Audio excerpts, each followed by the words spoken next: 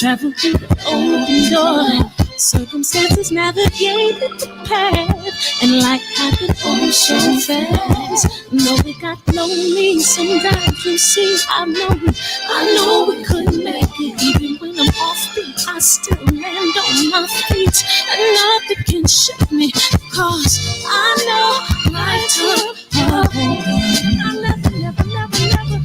This is where I am destined to be.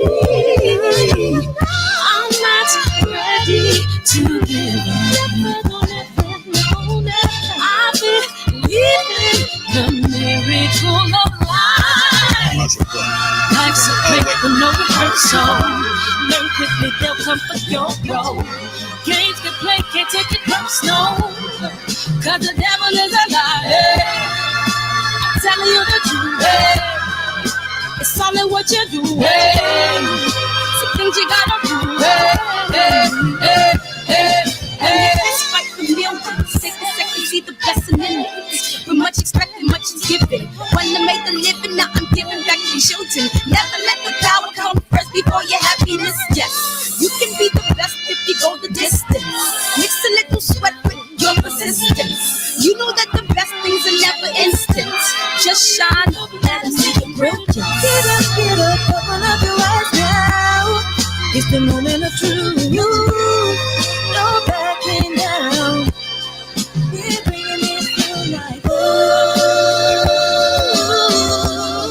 for the children, it's a given. You gotta give it, be a blessing. This my personal statement. Run the game like I'm aces. Learn to develop patience, determined to be the greatest. Yeah, bobbing and weaving, they changing up like the seasons. Indigenous to the grind, so I do it for all my people. Jabbing the competition, back up against the ropes. You fighting for recognition. I'm fighting just to promote equality where we lack it. Our parents are slowing our road. I'm confident we'll make it. We focus on common goals. Yeah, give back, give love, give something away. Never give up, stand tall to fight another day. 2 toes, 2 feet, I stand on the ground. I'm gonna wrestle and fight this final round. Life's a great but no rehearsal. Learn quickly, they'll come for your role. Can't get played, can't take it personal, cause the devil is a liar. Telling you the truth, it's all in what you do. Some things you gotta do.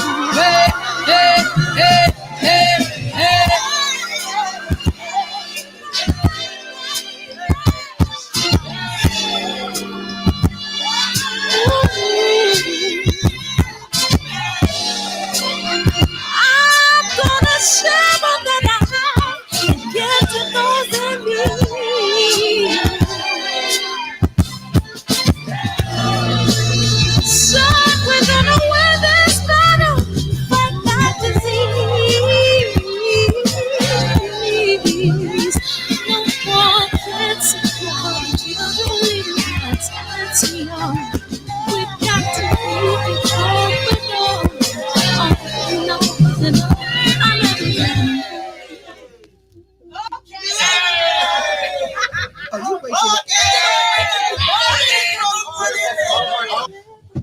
Great job. Yay. Oh my God.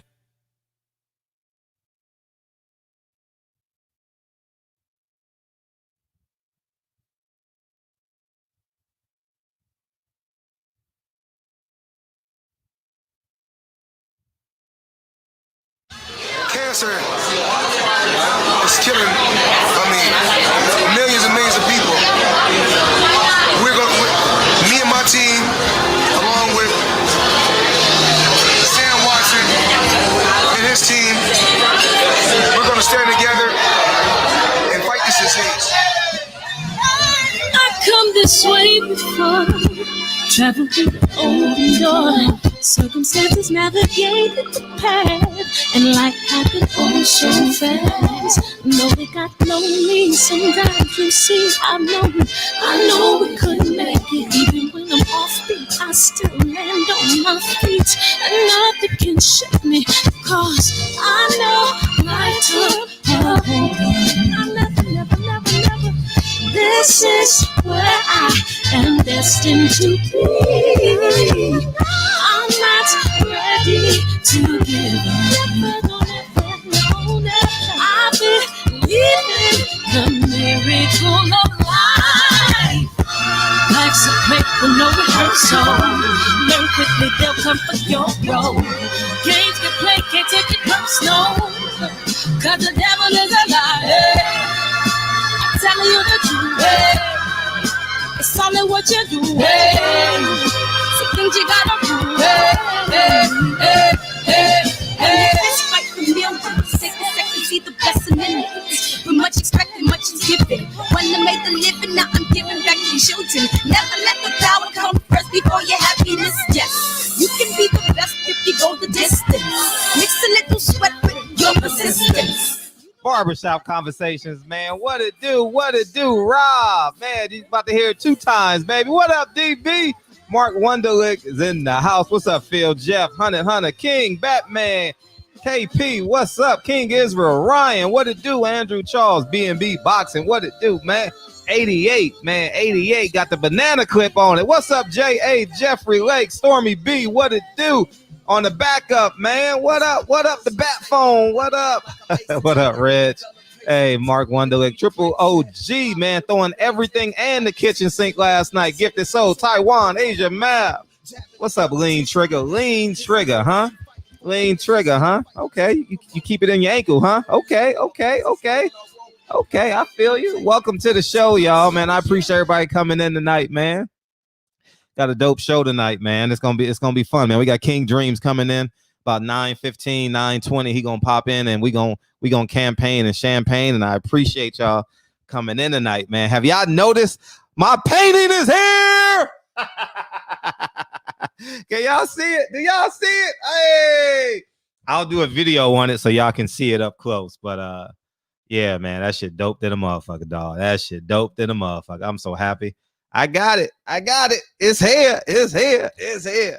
So yeah, man, it's rather exciting, and I'll talk about it in the video. Y'all probably just can see it from a distance, but yeah, it's finally here. 9 months in the making. Yeah, it's done. It's done. So yeah, and then Asia Math, we get the chair. We gonna set it all up. Yeah, man, it's gonna be flying, this son of a bitch, man. I had to move Errol, had to take Mr. Armstrong down, and we gonna fill it in, man.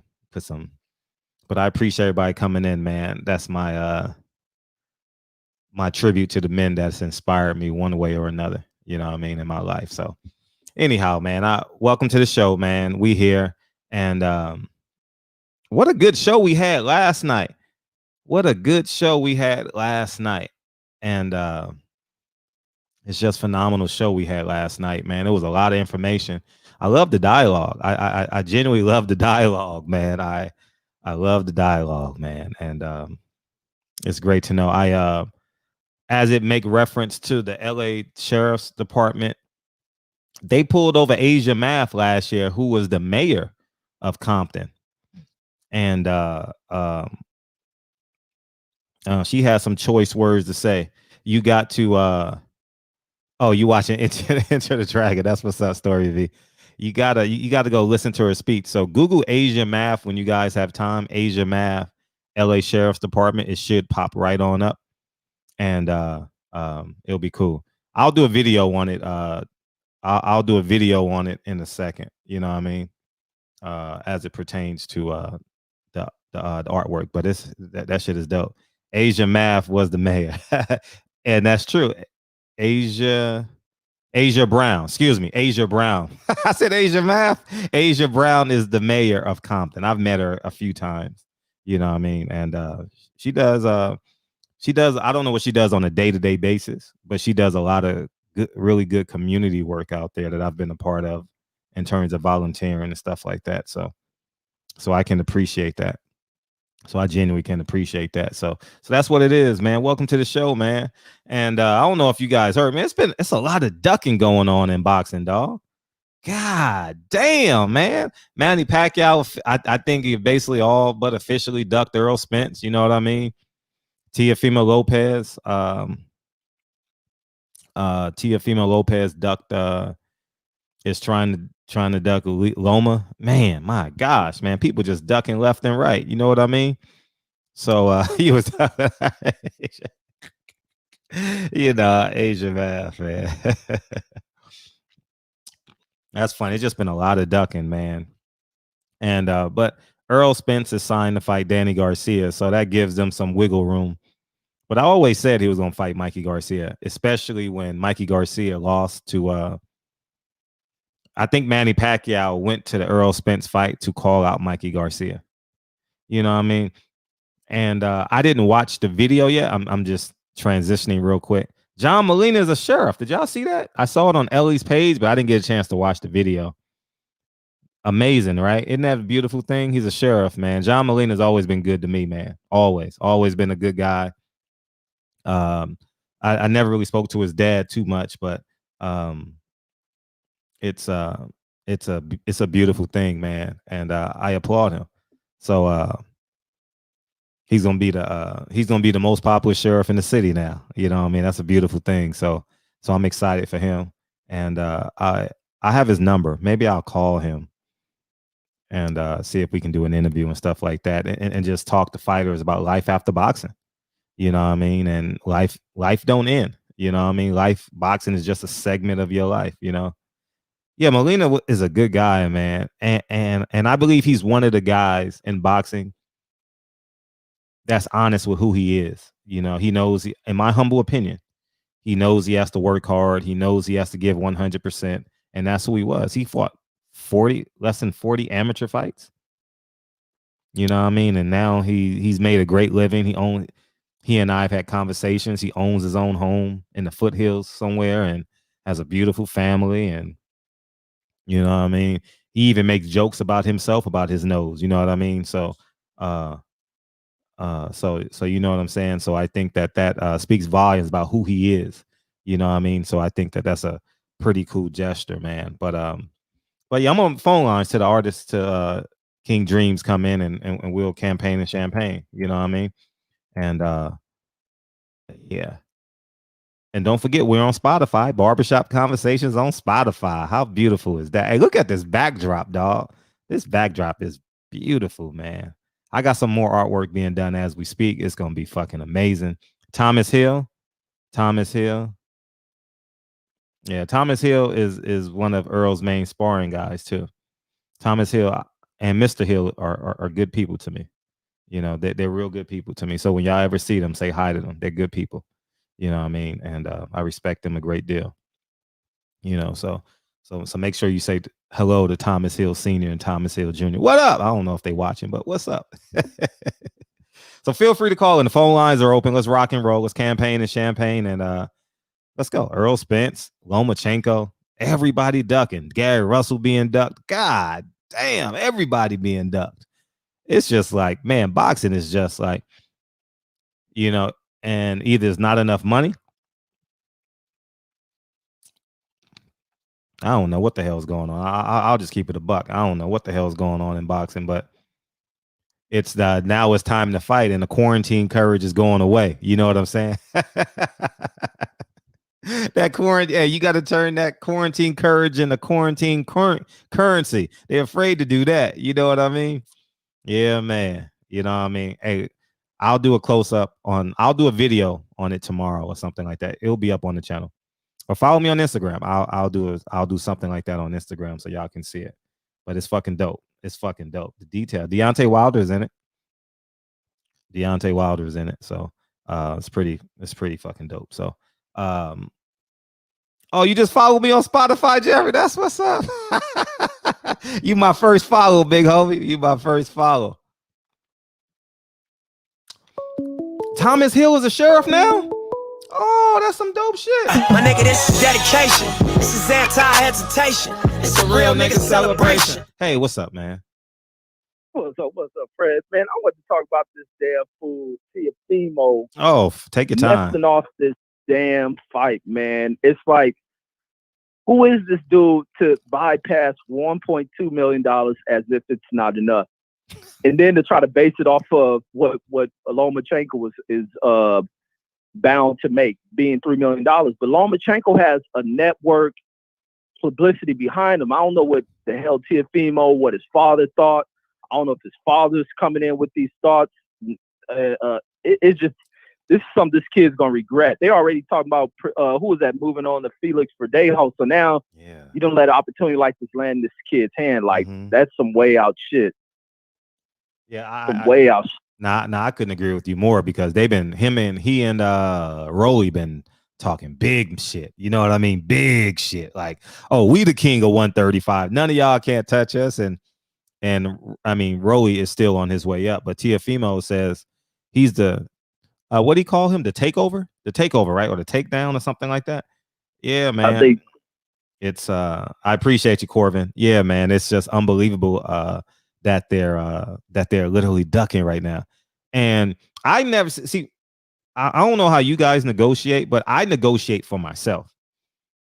You understand? Like I try and eliminate other variables, and as long as you think you get what you're worth, you know what I mean? It's a good deal. You know what I mean? Yeah, so, it's like this dude has let the factors of greed just overcome him. It's like, what the hell I'm like, what does he think he deserves? And if he's making his argument about 1.5 and gonna lose a fight, he a damn fool. So you must be considering something way more significant than 1.2 to be willing to pull up out of this fight, or did you lose a little bit of your heart and courage of not holding that belt any longer? And then also, what you think about Carl Frampton? I see he done lost an opponent. Gary Russell. What's up with him and Gary? What's up? I was going to do a video on that. I'm glad you said that, man. Gary Russell, Carl Frampton in the UK. What's up? I don't know if I don't know. We'll see. I'll definitely push it. It makes sense, but they're going to get like Mr. Cheeseman Jr., you know what I mean? Liam Walkins the third, you know what I mean? They're gonna get one of them to fight. Trust me, dog. Trust me, man. It's just insane. It's insane what they're doing. You know what I'm saying? It's no good. You know what I mean? So, but hey, what's up with your the guy you voting for in November, dog? Oh, I see that video. Dog. I didn't take that video. The video, man, I ain't take that video how y'all take everything and twist it into somebody being super racist. It's not that. Well, he doesn't know. It's not that the fact he's being racist. He's separating. You know what I mean? He's putting that comment puts Mexicans against blacks. No, what was the comment? Something about the Latino community being diverse. No problem. I got you, big homie. Go ahead. I got you, big bro. I got you, big bro. That's easy. I'm for the people. Yes, and by the way, what you all know, but most people don't know, unlike the African American. Oh, I can't change the screen. I'm sorry. Unlike you don't. And by the way, what you all know, but most people don't know, unlike the African American community, with notable exceptions, the Latino community is an incredibly diverse community with incredibly different attitudes about different things. Except I don't see nothing wrong with that comment, man. I look at these things different than y'all. Man, you're a weirdo. That's what you are. You're a weirdo, man. You're a lifelong Democrat, and I respect that. It's okay. You stand it on your square. It's cool.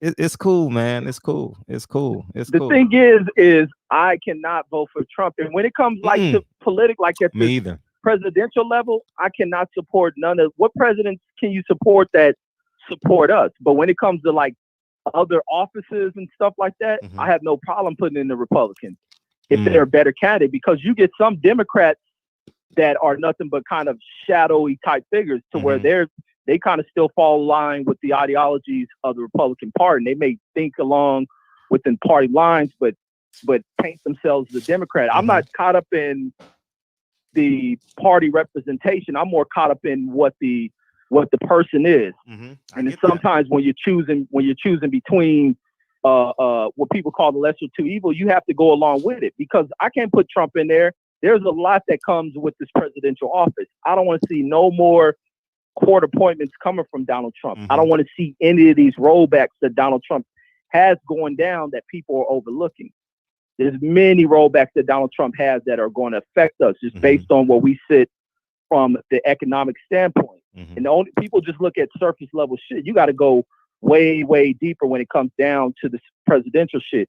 How is he affecting the banking system? Rolling back regulations, rolling back to where they're about to, these real estate people are about to start this redlining thing once again. And this is what Donald Trump's ideologies are. This is what he falls in line with. But I'd rather see who Biden's going to bring in there than watch President Trump come in here as a president, not a candidate, I see, and totally destroy this country. I can't rock with him. Okay. I won't rock with him. I'm not telling you to vote. That's one thing I'm not telling you to vote for is Trump. I will say this, though, and I'm completely convinced of this now. I am completely 100% unequivocally convinced that if Biden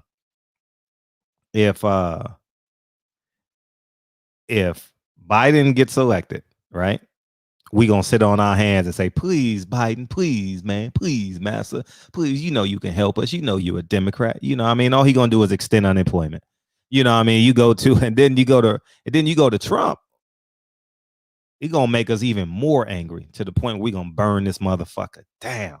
And that's where I think we need to be. But I mean, this is just my perspective. Like I said, I can't find myself to vote for Trump. I'm being honest. Like, I can't find myself to vote for Biden. I just can't do it.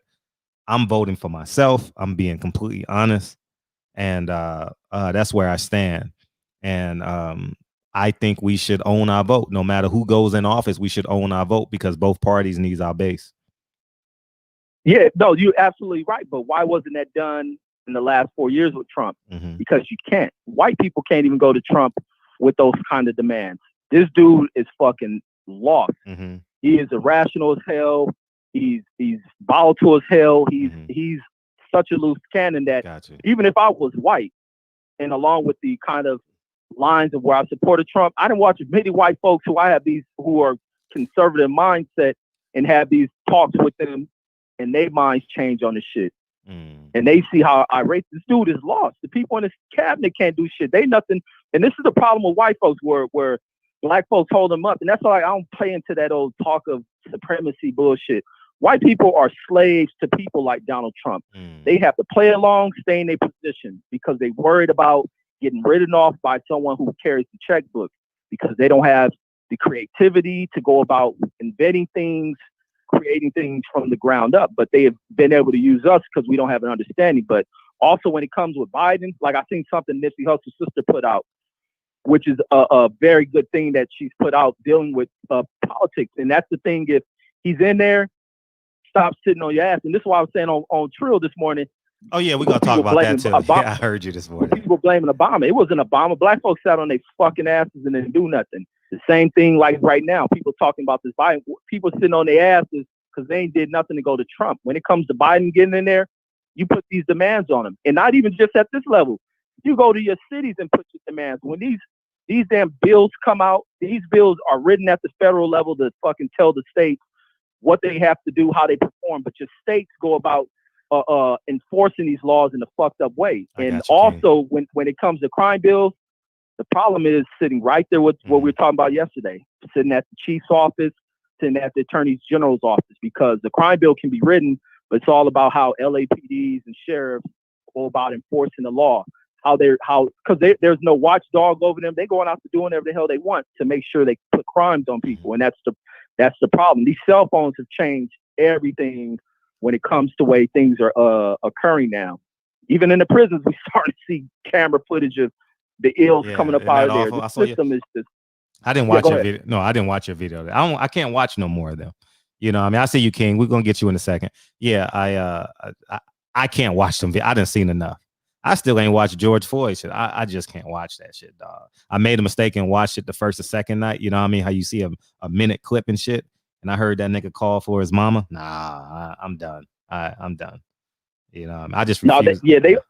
They are hard as fuck to watch, but I'm like, they have to be shown. And that's sad. And that's the sad part about America is that those videos has to be shown. You understand what I'm saying? Public shouldn't have to see a family like family should not have to say, in order for us to get what we desire, whether it be criminally or civilly, the world has to see my family member get murdered. You understand what I'm saying?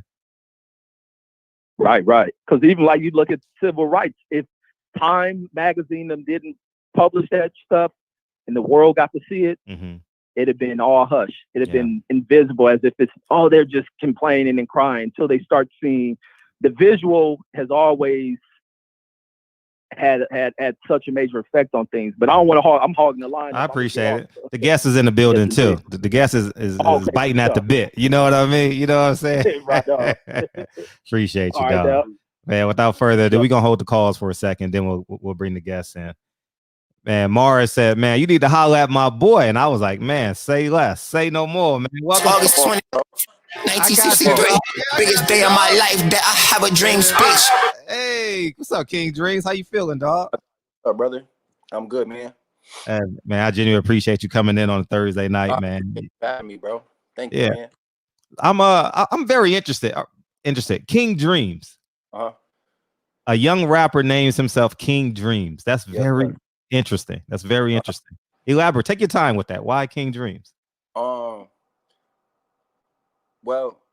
I had it since like 2006, like my senior year in high school. At the time, I had like a local manager at the time, and at that time, I was kind of trying to find something that represented where I wanted to go, as opposed to what I already lived. You know what I mean? If that makes any sense. And honestly, a big part of it came from Martin Luther King. To be honest with you, man, I went to Martin Luther King Elementary School, so early on in life, I was already tapped in and just super educated on his story, and I just got fascinated by what he represented. I was like inspired to kind of do those same type of things for my people, as far as the trenches, the streets, or whatever it was I wanted to represent. You know what I mean? So about 90% of it was Martin Luther King, to be honest with you, man. And then obviously just the word dreams felt like something that I wanted to represent wholeheartedly. You know what I mean? Just as a man, as a father, as, you know, anything, you know, I think it represents me. Why Martin Luther King? You got there's a lot of leaders out there from our past. Why Martin Luther King? Why did he stick? A few reasons. One, I think he led people in a way that, again, like I was trying to go somewhere where I didn't. I come from a place that it is poverty stricken, crime, murder. You know what I mean? I think the way he represented change in such a peaceful way was a way that I want to represent. You know what I mean? It doesn't mean that we're weak. It doesn't mean that we are, you know what I mean, less than or anything like that. So I just stood by and still stand by the way he marched, in a way that he represented Black culture, in a way that he was such a leader and was able to do that in such a profound way without violence. You know what I mean? So that was the main thing. You know what I mean? That's no knock to any other leaders like Malcolm X or, you know, any other of the others. You know what I mean? Because I think they have just as much as a profound history and still to this day. So, you know, it was just something about Dr. King that just struck me. That's like, I kind of want to lead like that. If I could teach these young niggas how to move a certain type of way without us having to blow our heads off, that's what I got to do. You know what I mean? Yeah, you know, funny that you say Malcolm X versus Martin Luther King, and I had to grow out of this too. It's why do you think we're forced into a corner and say, oh, we got to pick Malcolm, we got to pick Martin? You know what I mean? That's true. That's true. And to be real, I don't even have an answer because I just did it. You know what I mean? So I can't even say, it just seems like history kind of said, all right, we're going to go this way. We're going to go Malcolm X, kind of put it, you know what I mean, more of the violent route, or Malcolm X with the, you know, peaceful protest type of thing. But that's a good question, though, man. That's a good one. Yeah, I see. I grew up in Harlem, so Malcolm X is like everywhere. You know what I mean? Like up and down Lenox. Actually, Lenox Avenue is actually named after Martin Luther King Boulevard now too. Malcolm X Boulevard now. Okay. So I'm like, so if you look at my office, I got two paintings of Malcolm X. And let me ask you this: how do you think Martin would respond post the day after George Floyd? How do you think he would respond? I honestly feel like he would do the same thing that he did in the 60s, to be honest. Almost kind of what we did. It would be more collective. It would be more united. It would be more masses. It would be more generations. Because, I mean, obviously I wasn't around in the 60s, but I felt like at that time it was more his age. It was more the older group that was trying to kind of, you know what I mean? But now we got the millennials. Now we got the younger generation. And to be honest, are the voice of the culture at this point, right, wrong, or indifferent. So I think that he would kind of do the same thing, or just would be in bigger numbers, you know what I mean? And then now we in a millennial world where everything is social, we can touch Africa in one click. You know what I mean? So imagine if he was here able to do that. You know what I mean? So I honestly think he would do the same thing, or he would just have his arms would be able to stretch so much further for the same exact notion that he was pushing in the 60s. Okay. What high school did you go to? You mentioned. Go ahead. I'm from Connecticut originally, so I went to. Oh, you from Connecticut? Yeah, bro. Yeah, I was gonna say it when you said Harlem, but I ain't want to spoil it. You were trying to go somewhere with it. Yeah, I'm from Connecticut, man. So Harlem is like up the road. You know? Yeah, sure. Shopping, Fordham Ave in the Bronx. Like, yeah, that's. Oh yeah. You used to steal shit too. Yeah. This nigga was boosted, nigga. Hey, if niggas say Fordham Road, he boosted, nigga. I'm gonna say that shit. Well, they called it boosting in New York, but they call it stealing out here. I don't know what they do, but right. How old were you when you came to LA? Huh? You got to LA. How old were you? Did you play sports in Connecticut? Basketball, football? I played track, football. Baseball? Yep. Up until I played freshman baseball, and after that I got too caught up in shit that I ain't had no business being caught up in, and then you know how that goes, got a little lost track. But yeah, I played baseball. I mean, I played all sports, but as far as team wise, I played baseball. Yeah. And when'd you get to LA? I moved to LA last April. I drove my car across the country too from Connecticut. April 24th, I got here. April 26th, 2019. Yep. And that was like, wow. What was the decision behind that? Because you could have went to New York. You could have went to Atlanta. But see, that's like when you from, I guess for me, when you from the tri-state, New York starts to become so normal, or becomes like over, even at this point in the industry, it's like almost oversaturated. And you know what I mean? I feel like we beat New York down to the point where it's still New York. It's still the home of hip hop, and it's still profound in that matter. Even Atlanta is. I almost was in Atlanta, but the reason LA was because it made more sense for my career. It made most sense for the life I envisioned for myself. Just the life quality, the palm trees, the water, the wind, the way people act. Everything just felt right about this. You know what I mean? I signed in Mars in 2018, so it made sense for me to just be here. You know what I mean? To get into the next chapter of my career. How did y'all meet? How did you meet Mars? You being in Connecticut and him being in Cali? Honestly, by accident, bro. We met, came out to LA. With me and my manager came to LA for my 30th birthday, March 2018. I came out here. We was promoting the single, just trying to make some shit stick, really.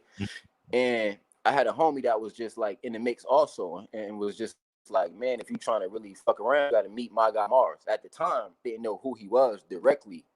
Subconsciously, I knew his records. You know what I mean? I knew Take It Down, I knew Kanye, I knew Jay, I knew all of these songs, but I didn't know him. Like, you know what I mean? And then I ended the time he was doing Unplugged LA. I don't know if you remember that. He was doing Unplugged LA at the time in like 2020. Yeah. So I went there, me and my manager, but he was moving and busting plays, and I didn't get to talk to him that night. So I ended up getting back to Connecticut and DMing him like, bro, I heard you was the guy, bro, just chopping it up. I'm trying to get you some music, man, blah, blah, blah, blah. So he was like, all right, bet. Hit me back, send me his email.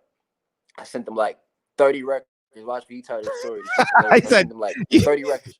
He's like, all right. You unloaded the clip on that nigga, man. I got a song about this. I got a song about that, nigga. Yep. I got you. Right. So I sent him like a bunch of records. Well, long story short, I sent him a bunch of records, and he loved the shit. Hit me back like, bro, what's the situation? Are you managed? Are you signed? Like, what's up? Like, what you got going? What could we do? You know what I mean? And from there, the rest of 2018, I started traveling back and forth, just flying out damn near every month, every other month, just booking Airbnbs, getting a rental car, just recording with him. And then I ended up signing late 2018, early 2019. That's when I signed, and I still was going back and forth. And then, like I said, I ended up moving out here in April. Obviously, partly because of who I was signed to, and it made most sense for my career. We on the line with King Dreams, man. Make sure y'all go follow him on Instagram. I'm gonna put the link down in a second, man. What's been the biggest difference between like the Connecticut music scene and LA music scene? Yeah, you frozen a bit. If I sum it up in a word, opportunity. I'm frozen. Opportunity? Yeah, there you go. Now you're good now. Opportunity, man. Good. Okay.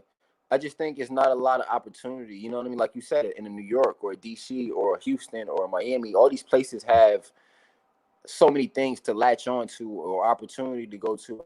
Also, I also feel like being from where I'm from, we never had a successful mainstream artist. Like, you know what I mean? When you think of New York, you could go back to the 70s and or the 80s of successful artists, Atlanta, all these other places, LA, you know what I mean, where people have been successful and they have a track record of being successful in music. We don't have that. We can't name successful mainstream artists. We got writers, we got a plethora of different people that we have. So I think honestly, bro, the opportunity and just the opportunity, the chance to just let your gift show. And I think that was another reason why I made that choice for LA too. It puts me in a position to let my gift show. That's also I always pray for. Like I just say, God put me in position to let my flourish and I'm gonna do the rest. You know what I mean? Part of it is having to put myself physically in a position to where I can do that. You know what I mean? So that's kind of what it was really about.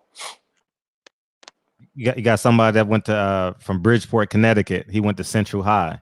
How far is that from you? Bridgeport is right up the road, man. That's like 15 minutes. 10 with no traffic if I'm trying to get there.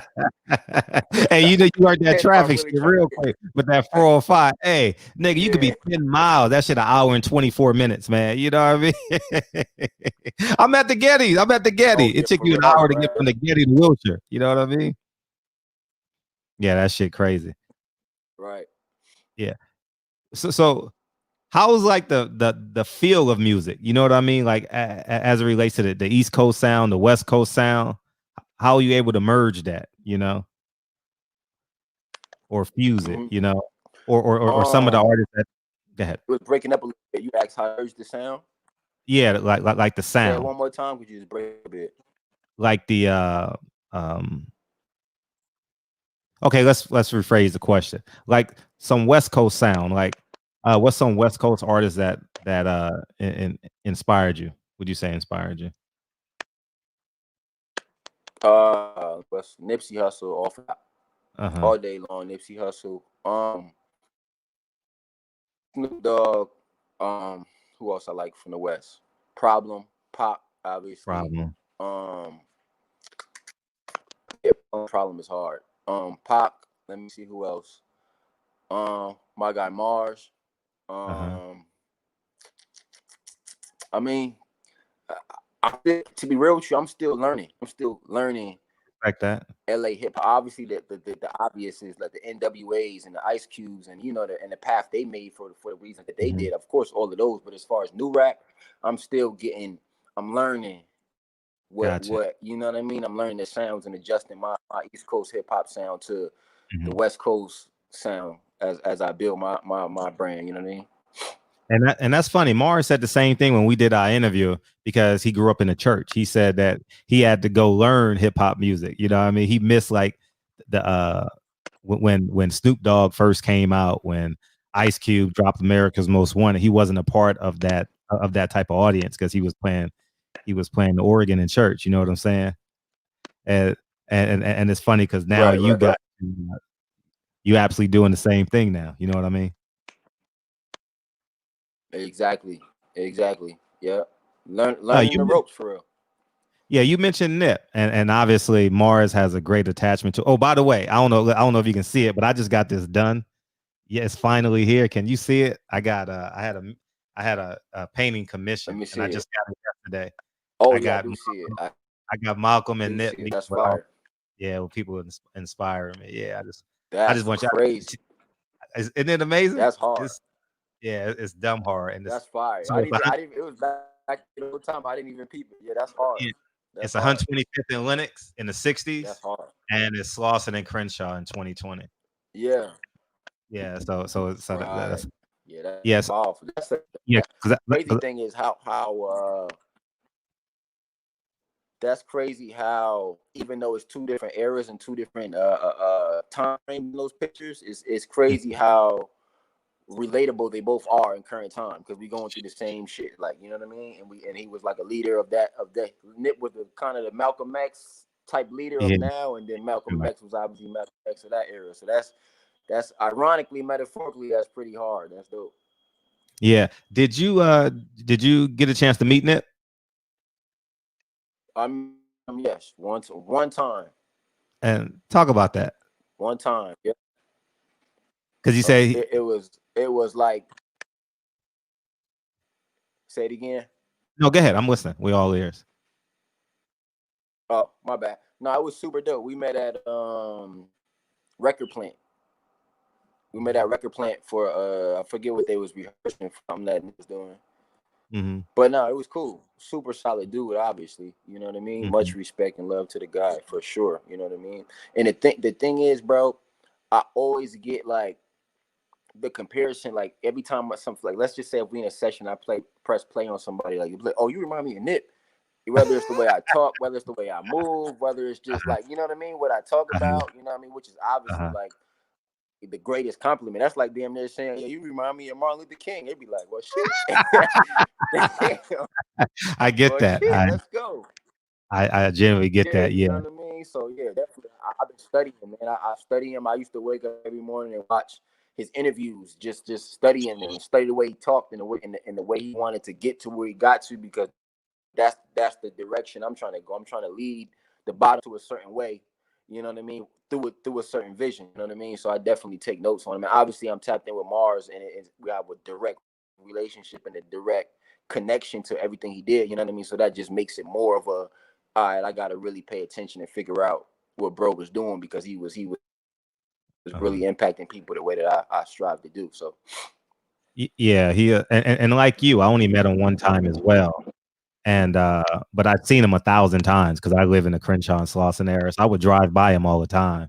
You know what I mean? And whenever he's, and my son, they hear this all the time, but my son went to school across the street from his daughter. So I would see him drop his daughter off in the morning, stuff like that. But so you working with, you working with Mars, man.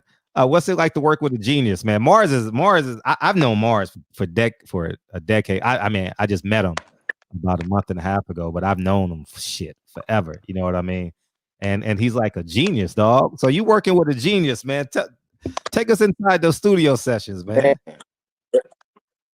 Bro, I've never seen somebody be able to recreate or create music the way he does from a production standpoint. You know what I mean? And that's one of the reasons why when we signed, I was so excited to do it, because I'm a creative first. You know what I mean? And I'm music. I love my art. But working with him is ridiculous, man. Like, he makes shit on the spot. Like, if I record a record, just for example, if I got an old record that I might have came here signed with, and I had a record, he like, just send me the vocals.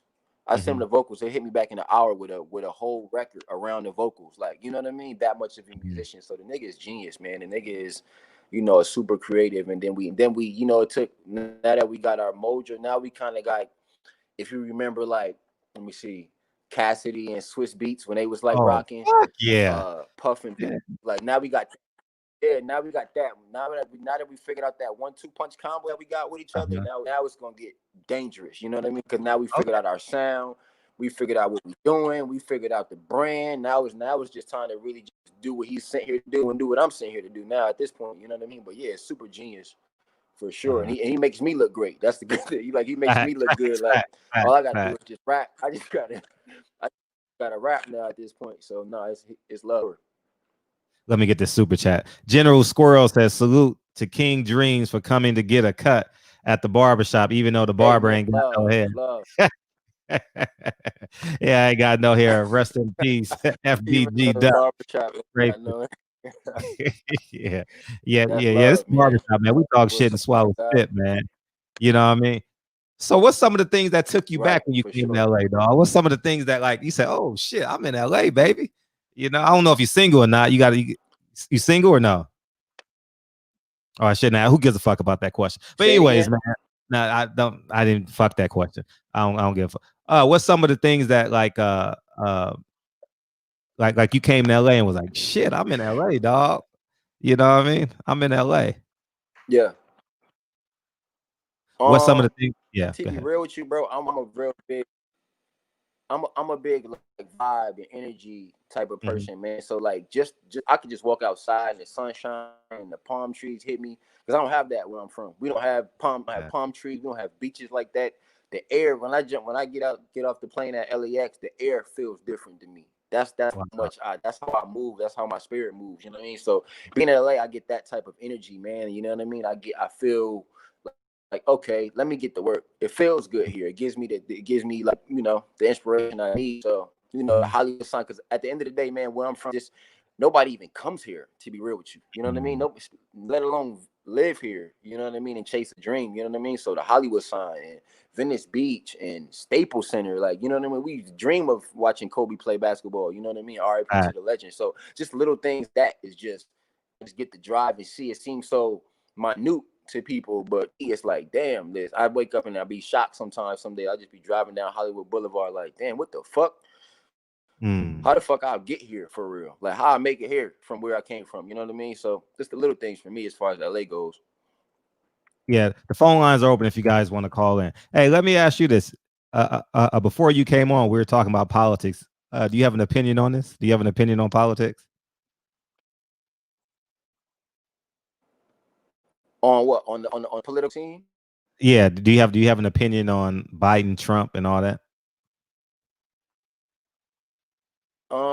The crazy shit is, bro, I hate that I have to have an opinion on such two people that are not going to do us what we need them to do. But for the sake of having to have an opinion, like you said, I agree with you wholeheartedly. I'm not voting for Trump. You know what I mean? That's never going to happen, because that's just going to list up shit times two, as the org was doing. You know what I mean? So if I had to pick a side, it would be Biden. You know what I mean? For the fact that he's a Democrat, and we hopefully lean on the fact that he has our best interests in heart somewhere, and hope that he brings in a Senate of people that could kind of put him, you know, hopefully he brings some people around that could do something, because it's almost like playing ball and you got no shooters on your team. It's just like, fuck, you gotta pass it to somebody, gotta take the shot. Dwight Howard out there shooting threes and shit. Somebody the ball. Oh man, I gotta let somebody shoot. I gotta fucking go fighting. Damn it. Yeah, it's tricky, man. It's tricky. Yeah, it's just tough, man. Man, the nigga told me how black I was. You know that kind of bothered me when he says, "Well, you ain't black if you don't vote for me." I was like, "Oh, okay." I mean, there was like a 10% chance I was gonna vote for you, because you know I was just gonna be the mob mentality and shit and be like, you know. But nah, I'm cool.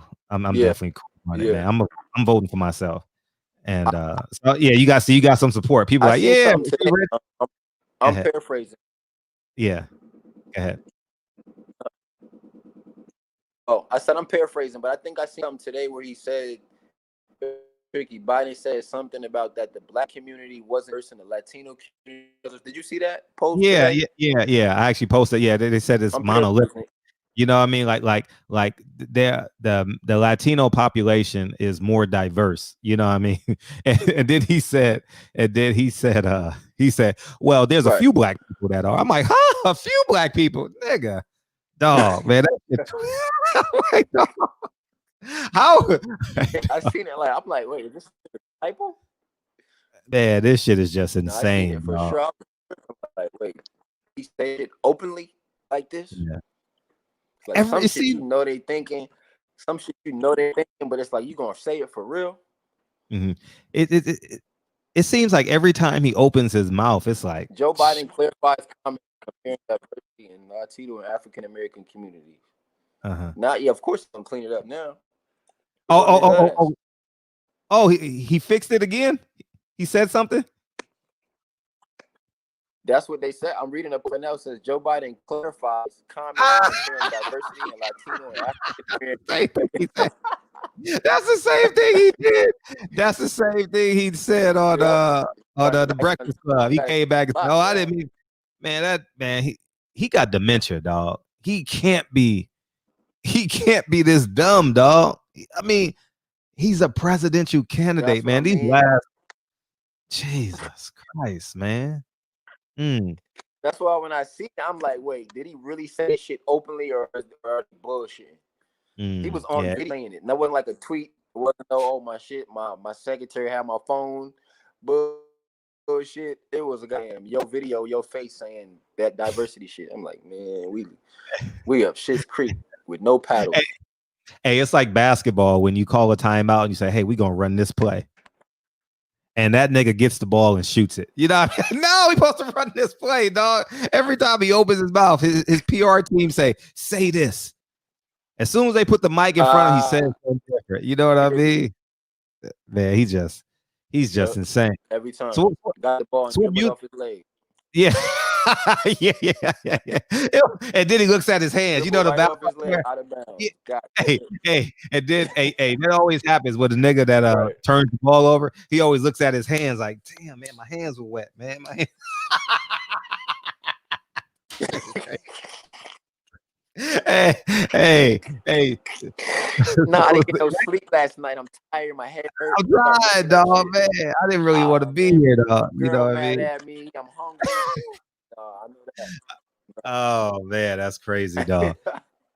Hey, so what y'all got coming through the pipes over there? Yeah. What you and Mars got coming through the pipe? Hopefully. Say it again. I said yeah, hopefully, but we got a joint project that we're getting ready to do with he produced everything, but he got some artistry, some hooks, some verse there. Fire, man. I'm not even gonna say the name because I don't know if he wants me to, but we got a joint project coming out, and then I got my EP coming out probably first quarter, top of the year. You know what I mean? Now that we got a little, I hate to say, now that we got a little time to kind of figure some things out, you know what I mean, and figure the creation out and figure the business side out. More importantly, as far as distribution, you know, and all that. So, but yeah, that's what we got, man. I'm a songwriter, so I'm writing on a bunch of projects that he's producing on. So we, you know, we found out our 1-2 punch. Yeah, we found our 1-2 punch with me as a writer, him as a producer, me as an artist, him as a producer, him as an artist, me as an artist. So we got a couple of different branches that we're, you know what I mean, morphing together now, and it's coming together how we get to, you know what I mean? So that's pretty much it, just building, continue to build Astronaut Gang, you know what I mean? I got a company of my own called Way of Life, which acronym is for Wash Away Your Yesterdays, which I'm building myself. Shout out to my brother, Spark. Shout out to my manager, K from K at Simmons, my partners in crime. But yeah, man, that's what we got going. Man. Just to build and figure this thing out like everybody else. Yeah, I salute y'all for wanting to own the tree instead of just eating the fruit. You know what I mean? Produce, songwrite, be the artist. You know what I mean? You gotta. I was listening to today. I was listening to Toby in Ginu. Fuck. Have you heard of Toby in Gingwe? Have you heard of him? He has that song that's right now, like Try Jesus.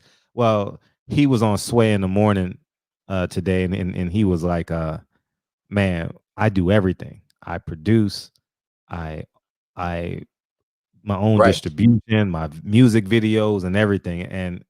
And he said that it's been a great benefit for him, you know what I mean? Keep as much in-house as he can, you know. That's been a huge blessing for him. Yeah, that's dope. So tell me about Corona. How has Corona affected the music industry? Would you say outside of the concerts and stuff? How did it affect what? How does Say it one Corona? more time, bro? Because you're breaking up a little bit. Yeah, you over there stealing Wi-Fi, nigga. That's what you doing. Huh? You over there stealing Wi-Fi, nigga. Your shit going in and out, in and out. I said, what's the I'm catching like part of it. I know. Corona, yeah. I said, no, with the coronavirus. How has the coronavirus like impacted you outside of the concerts and all that? Well, in addition to the concert and touring and all that stuff. Right. Honestly, I'm not gonna lie, man. Outside of obviously the health risk and everything that's happening to the economy overall, I actually was able to bounce back a little bit, man, and myself, you know, back right financially to get a bunch of music stacked up, a bunch of stuff. I was able to, you know, and just catch up in life, because you know what I mean. Low key, COVID, I felt like it was a sign from God saying, y'all motherfuckers need to slow down. And we need to figure out what's really going on down here before it be too late. You know what I mean? So that's the sign I took. You know what I mean? So I kind of looked at it like that, and I tried to figure myself out personally. figure out my career, figure out my brand, and just try to make sure I got myself right, connected mentally, spiritually, or whatever it was that I needed to do to, build myself. That's kind of what I did, honestly, over this past 5, 6, or however many months it's been. Beautiful. So I wouldn't say it affected me so much personally, you know what I mean? But obviously, a lot of people's lives were lost. A lot of people were sick, and then in the midst of that, we had the Black Lives movement, Black Lives Matter movement going on with the police brutality. So it can allow me to kind of just build and rebuild. You know what I'm saying? Jarvis got something for you, man. He said, towards King Dreams Wi-Fi. Thanks for stopping by, but nobody's safe at the barbershop. Smash the like button, folks. What I said you stealing somebody's Wi-Fi. Your shit. wait, what did he say? He said, ain't nobody safe at the barbershop, because I bet I cracked a joke. I was like, man, you over there stealing people's Wi-Fi, man. It keep breaking up right when you I know. Well, I'm a corny nigga anyway. Hey, so tell me something. Like, so when you come to LA, gangster rap sells, right? Why is it hard to say, oh man, let me just put out this cookie cutter shit and get my streams up? Do you find that is that a battle for you? Almost never, to be honest. I gotta do better with, or not better with, but I'm trying to find my balance of, because I'm a lyricist, like, you know what I mean? I have a lot of purpose that I want to portray in my music. So finding that balance of, I want to tell my story, I want to inspire, you know what I mean, lift the culture. But then there's a thin line of people don't give a fuck about your story. You know what I mean? They just want to hear music, want to dance, they just want to live. So I'm finding that balance of the mainstream side of everything outside of what I want to represent. You know what I mean? And again, that's where me and Mars are meeting each other in the middle of him being someone that's been in the game longer than me, and at least at a higher level. You know what I mean? Of us putting the mind together of how to get me from just a lyricist to a mainstream artist. You know what I mean? So as far as just throwing music out for the fact of streams, I haven't done that yet. Still so attached to every bar. I'm still so I got that. You know what I mean? Everything means something so much to me in the music right now, and I'm learning that. You know what I mean? That I got, who you making music? I always have to ask myself that: who you making music for? You or them? You know what I mean? And once I start to answer that question a little better within myself, then I'll be able to like, all right, let me. You know what I mean? So it's from the balance of what I want to present and what makes for my brand and the music and building a commercial career at the same time. What collab would you want to? If you could collabs, a couple people, couple collabs. I'm an R&B head, y'all. I'm not even gonna lie to you. Even though I rap, like I love R&B music. So, Eric Bellinger for sure. Ty Dolla $ign. Rap wise, J. Cole. Who else would I go to? Chris Brown, of course. But those are heavyweights. You know what I mean? Who else do I like in rap? Mars got a banger with Chris Brown. I don't even have a lot of rap. Say it again. Mars got a banger with Chris Brown. Oh yeah, for sure. Take you down. He got it. And Chris shit for sure. Yeah, right. Hey, Ty Dolla $ign's little brother comes in the barbershop. That's an inside joke. You hear that? Hey, dog. For real. Hey, we had a so the show just broke down. The niggas just started capping on each other, right? I don't know why. We had a guest that played in the NBA, right? Plays in the NBA, and Jonathan Gibson, and he just started roasting people. You know what I mean?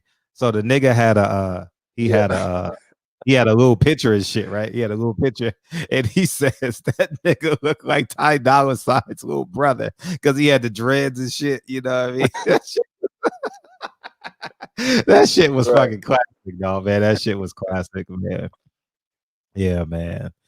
So you say Ty Dolla $ign's, Chris Brown, J. Cole. And it's funny that you say J. Cole because I was thinking when I was listening to your music, I was thinking J. Cole. You know, I was like, yeah, because I was feeling the vibe and how you were respectful of women and J. Cole, and now that you say you from the East Coast, well, he's from the South a little bit, right? The Carolinas, North Carolina, but he went to St. John's University. But yeah, I see similar, like similar frequencies as it pertains to you and J. Cole. Yeah, right, for sure. And ironically, Cole was I opened for him on my first tour. First major tour I ever went on was with Cole, the Sideline Story tour. So that shit was like I saw you there. Just picking his brain and just picking his brain and just vibing and just getting. That's when he was early in his career, when he was still green, just like doing his shit, like oh shit, you know what I mean? So that was dope, and I followed him throughout his career and seen him build, and as you probably know, you've seen him transition to exactly what he wanted to be the whole time. You know what I mean? Mm-hmm. He transitioned to exactly what he wanted to do from Be Freedom put out. Who that? He didn't want to put all that. He didn't want to put that shit out. You know what I mean? But now he's in a position where he can make the music that he can make. So yeah, Cole is definitely my favorites for sure. Nah, Cole was special, dog. Cole was real. Hey, what you think of the verses today? Did you have an opinion on that? Ross and 2 Chainz. Did you watch it? Yeah, I watched a bit. I lit. I think it was cool. I think it was a cool matchup. I think they about even if you're talking about hits or you're talking about influence or trap music or whatever have you. You know what I mean? I think it was pretty dope. I think I'm fans of them both. I think Chainz and Ross are pretty dope. Yeah, if I'm being honest, I didn't have nothing on the Snoop X joint though. Ain't have nothing. What? I'm sorry, you broke. They didn't have nothing on the Snoop and the X versus. Oh man, that's Snoop and X. Man, I was in my car in front of Errol's hot dog. Man, I didn't want to miss a moment of that shit. So I'm gonna just sit here and watch this shit.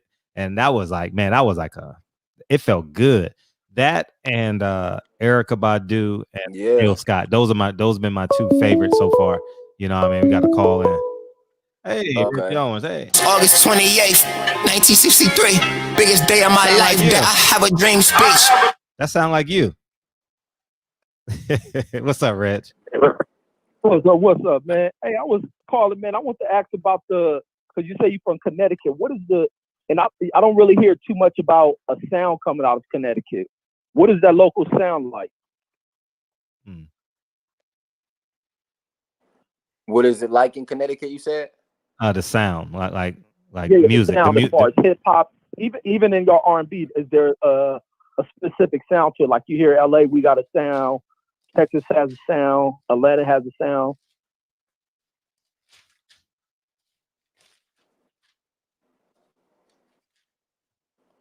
Could you repeat it for him, bro? Because I can't hear because it's breaking up on your end a little bit. He was talking about the sound of Connecticut, like the R&B sound, the hip hop sound. Is there a sound in Connecticut? Oh, okay.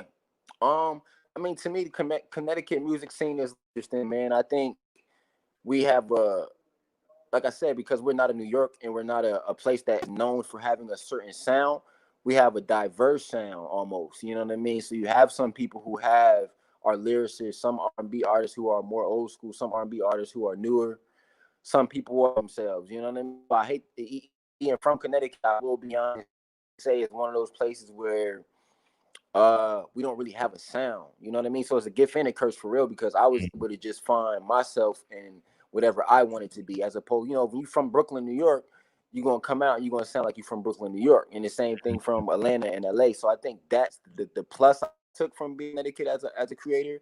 I wasn't pushed into any direction or any sound or any brand or any, you know what I mean, anything like that. So I think it gives us the free to kind of like, I want to be, not to stop something, but it gives freedom creatively to just be like, all right, I'm gonna go what feels right. You know what I mean? At least for me, that's kind of what I did being from Connecticut as an artist. Right. And so, if that answers coming your out question, of a market like that and then moving into LA, what was it like doing your first show out there in front of a crowd and seeing the energy? Have you had moments on stage where you have dealt with nervousness, locked up? How did you overcome things like that? Yeah.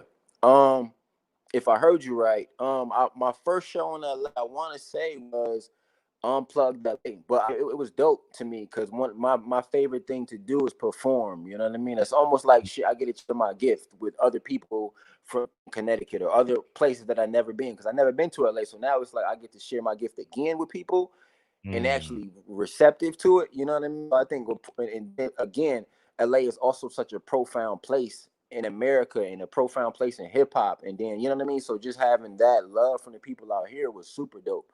So of course there's a little nerves, like, damn, I hope they like me.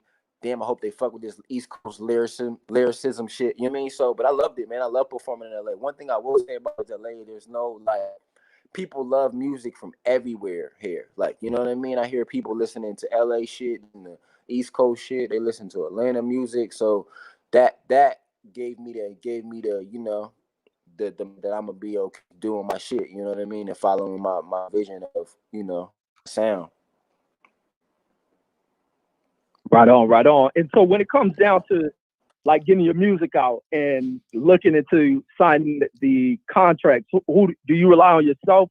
Like when it comes to working these deals, or do you rely specifically on the manager handling that? Or are you hands-on when it comes to that? Because I bring up that because I see Warren G writing out a post speaking to Def Jam about them giving over the rights to his music. But that's something that had to be a mistake of him not writing to own the rights to his music. So how do you go about that if you haven't signed a deal? Do you guys rehearse, practice that, speak over when a virtual deal is probably brought out to you? How do you guys sum up how do you go about it? Would you give off the first word just to get a contract, or do you look to owning the rights to what you create? Okay, I believe I heard you right. I mean, the good thing about my situation is me and Mars are trying to stay indie, and the biggest reason for that is that we don't give up none of our creative control, and down to the performances, even down to the music we put out, to what I wear, to what I want to represent.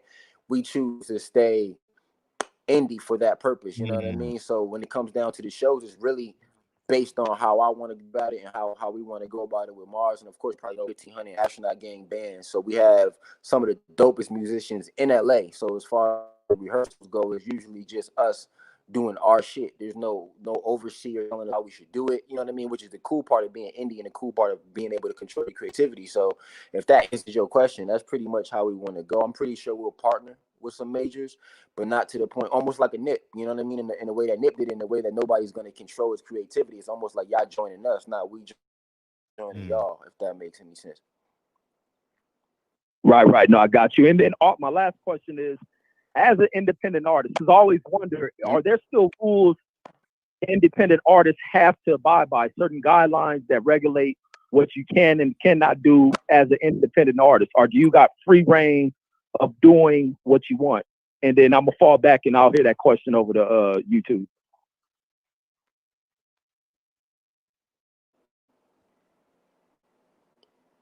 Okay. Again, I think I heard you right. As far as the freedom as artists, again, I think when you indie, it kind of gives you that space and it gives you that freedom for you guys to do what your personal vision is. And I say personal vision as in my vision, and what my vision is as far as, I guess, what King Dreams is going to represent, what I want to represent as an artist and as a brand. So again, I think when that's the best part of being indie, and that's why even when I came to LA, I didn't come looking for a major deal, because I've been in certain situations with majors, Universal and Rock Nation, and different experiences with other majors, and it's like when you indie, especially when you're artists, like I would say, you know what I mean? When I have a certain purpose and I have a certain vision, I have a certain thing that I want to represent, I don't want that to be tainted by numbers and social media popularity and followers and all that type of shit that the majors want to push you towards to be successful. You know what I mean? So to answer your question, I just think being indie is the best way to just, from a creative standpoint at least, to just be able to get your visions through the way you see them from the beginning. What's the pros and cons? I mean, I'm outside of being free to your brands being represented, but in terms of the business of it, what's the pros and cons of being independent versus signed? Oh, okay. Let me phrase this a little bit more intent. at the beginning of your career, what's the pros and cons of being independent with your first song versus being signed with your first song? Right. I think early on in your career it's a little difficult because obviously the majors are able to provide the powerhouse. They're able to provide and put your music on platforms that you wouldn't be able to do independently. You know what I mean? The finances, the budget, the feature, relationship. Honestly, this relationship business, like, you know what I mean? I was taught that like this is not a music business, it's a relationship business. You know, like, the music just goes around it, to be honest. So to answer your question, I think being independent is great, but it comes with having to put up your own money. It comes with having to get to your own shows, with all these type of things that's like almost like being self-employed. You know what I mean? But again, if you're willing to put in that grind and that sacrifice for the long term of your creative of controlling your creative ability, then it's like, you know what I mean? But even with that said, in the same breath, we in that millennium era where social media runs everything. So if you figure out how to get a big enough buzz on your own, you are able to kind of do everything that the label was going to do anyways. You know what I mean? So that's the good thing about the followers act something now. The followings, the Instagram, the YouTube streams, the whatever it may be, kind of playing your favor now. Now you're able to be more independent. Like think about in the early 2000s or the 90s, if you didn't have a label, it was over because you wouldn't have no way to get your song in the record in the store or on the radio or things like we wasn't in the internet where we was able to have the freedom of roaming and, like I said earlier, to touch Africa in one button or put a song on SoundCloud and go viral and be Russ in a week. You know what I mean? So I think that's the difference now of being an independent artist. Now you also have that freedom, but you also have that range to really make some shit happen for yourself just because of the internet. So you mentioned Russ. Does an artist like Russ inspire you? For sure. Love Russ. And for that reason, honestly, for one, I was a dope lyricist, but I think what he did I want to say he dropped this song every day, every week Tuesday? for a year until niggas paid attention. Yeah, I was a big fan. I'm still a big fan of Russ. You're right.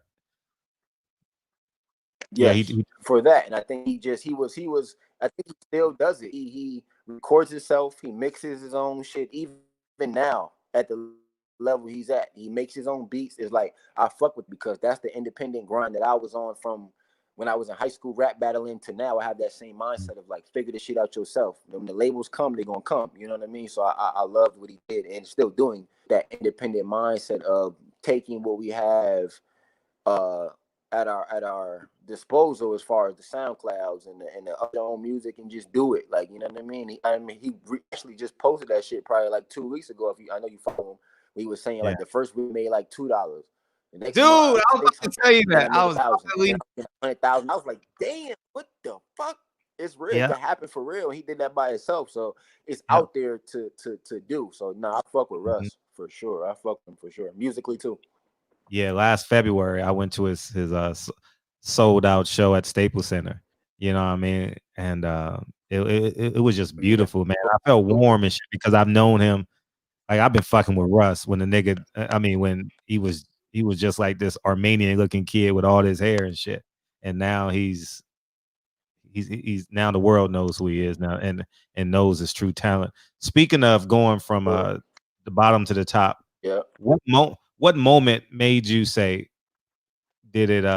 was your toughest moment in terms of committing to music? Say it one more time. You broke up towards the end. Yeah, what was the toughest moment you've had with music?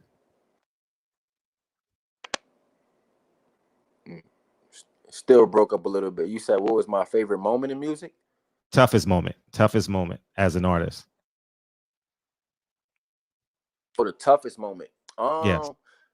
Honestly, that's kind of connected back to the independent artist thing, man. Just being broke, being able trying to figure out things that you don't know the answer to, honestly and metaphorically and literally trying to get people to press play is the hardest thing to do as an independent artist or unsigned artist or a local artist or whatever you want to look at. It's hard as fuck to get people to press play when they don't know you.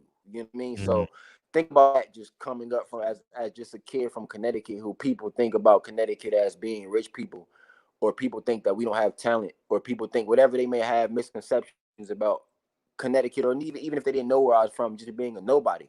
I don't $1 million. I didn't have any. You know what I mean? It's the hardest thing, and it's the toughest part is just being able to never give up on the vision and knowing that the end game was going to be worth it if you stick it out for what you really believe. You know what I mean? So, and that's still the toughest thing. You know what I mean? Because I'm not Nipsey Hussle yet. You know what I mean? So I'm still, even though I'm in a great position, and I'm surrounded by some of the most talented people in the world, I'm still figuring out how to get people to press play at certain different levels and in certain rooms. And you know what I mean? So to me, that's the toughest thing about it. You know what I mean? The sacrifices that you have to do to get to where you want to be. Yeah, you got to say you're from the tri-state area. You know what I mean? You got to say you're from upstate New York or some shit like that. You know what I mean? Yeah, right. You gotta fake them out to like, you know, or you gotta New York, or you gotta tell them nothing. Don't tell them nothing and just try to play it before they act. That's fact. Man, we got Pastor Usher D. Praise like Jesus, play like Moses. Hey, what's up, Pastor Usher D? Blessed to be stressed and highly favored. What's good? What's up? He a Jesus freak. King Dreams. He a Jesus freak. I just want you to. I'm prefacing you right now. What's up? Well, I could throw him some corny stuff. You done throw him some. Let me throw him some. Yeah, take your time. Take your time. Salute to your dome, brother. That holds the dream. There's no amphetamine. The dream just means that much to me. Fuck with that. I'm an old cat. Hey, look here, bro. I love your drive. I love everything about you, bro. And I just wanted to make sure you know that you support it. I don't know a lot about you, but I subscribe to you from this day forward. And I'll try to get the word out about you as well as all of us should do that. You know what I mean? We need to be for each other, man. You know what I mean? And really try to help build each other. Hey, you know for sure, man. Right. Yes, sir. Get back. That's what it's about, get bro. back to those days gone by. I remember a time when I was a shorty, bro. I always used to hear the adults address each other with love. You know what I'm saying? Mm-hmm. And that went away to what's up, my dog? What's up? You know, to demeaning gestures of appreciation towards one another, and that sets in the psyche. And what that does is really take you to a more dumbed down level of each other. Then you don't respect each other because you don't respect yourself. So it's easy for us then to kill one another because the love is gone, the unity is gone. You know what I'm saying? Now you're going where I want to go. Okay, run it. Go ahead. What, did he freeze?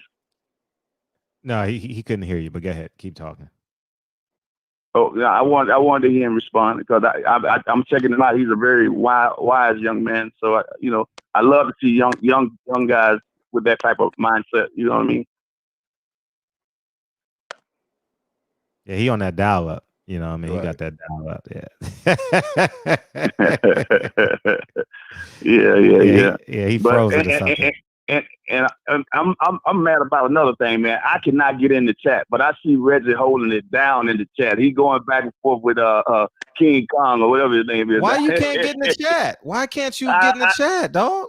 I don't know that shit. I'm so frustrated about that shit, man. I don't know. I done tried everything, man. Send me your link. I told you, send me your link. You sent me a thumbnail. You sent me a picture. Send me the actual link of that picture that you sent me. Okay. I'm gonna try to get with my son in the morning and try to figure that out because me doing it by old myself, niggas, man. I'm old school. Yeah, I'm old school, man. I can't figure that shit out, man. I've been trying I'm frustrated like hell, man. Trying to figure that shit out. Old ass nigga, man. This old ass nigga, dog. Get your ass off my line. This nigga. I'm the only one can't get in the chat. I see you and everyone else, and I'm like, damn, why this nigga ain't in my chat, dog? Like, I'm feeling a type of way or something. This shit, you know what I mean? Yeah, and then at the end of the show, when you're giving the shout out, I don't get called, but I ain't in the chat. Kick the goddamn chair every time. I be goddamn. Man, you I be goddamn. Do something, because I love, like I said, man, y'all are therapy for me just as well as family, bro. it keep my mind at peace. That's a bar. That's a bar, nigga. You a family as well as therapy for me. I like that. King Dreams, that's my bar. I'm just letting you know that shit mine. That's a bar. I really appreciate y'all, man. You feel me? I'm not gonna keep being long-winded here. I just wanted to chime in, fam. Appreciate you, dog. Appreciate Absolutely. you. One. Hey, love, man. Love, bro. Yeah, he said he gonna follow and support you from this day forward. Yeah, he the oldest nigga in the chat. You know, I mean, he a Jesus freak. For sure. You know, what I mean, yeah, but we love him anyway. You know what I'm saying? Yeah, that's what it's about. That's what it's about. Nah, you're absolutely right. So getting back to your album, you got the title for it yet? Your album? You got a few that you're playing with? You got a few titles for your album? You got any titles? For mines? Yeah. I really don't. I don't yet. I don't have one yet because me creatively in my past, when I put a title on something, mine tries to go direct to that title, if that makes any sense. Self-con try to create around this certain, you know what I mean? So I just want to really create freely. And then when I get them all in a bunch, I get the 7 or 8 records that we going with. Then it's like, this sounds like this, or this feels like that. You know what I mean? So that's how I want to, because usually I've done past, and I'm not saying it didn't work, but I want to try something different for my first project, at least with Mars. You know what I mean? I'm just trying to create freely and let the title kind of make itself. Like, you know what I mean? Because when it's hit, I'm going to know. You know what I mean? Without as trying to prematurely come up with a name for it. Yeah, I heard Jay-Z say one time that there was a song Ghetto Superstar, and he said he wished he could have had that song. Is there a song you've heard you like, damn, nigga, I should have had that song?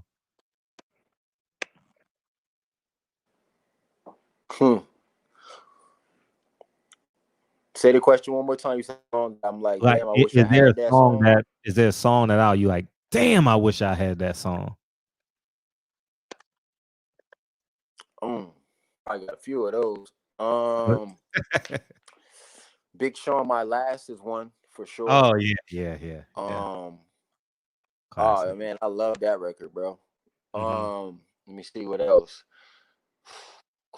Nipsey Hussle, Real Big. Oh man, I wish shit! I had that swear record. to Jesus Christ, I was about to say if I was an artist, I would. That was my rhetorical response. If I was an artist, I don't give a fuck if you know Mars or not. That Real Big song, I said I was on. My response to that question I just asked you was, I wish if I was an artist, I would have loved to write Real Big.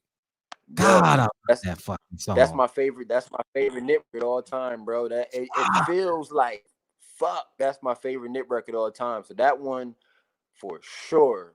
Pop, Keep Your Head Up is another one that I wish was mine. For sure. Biggie, Juicy is another one that I wish was mine. That I wish I could have, even though I wasn't rapping at the time. But those is a couple. Sure. Yeah. Right?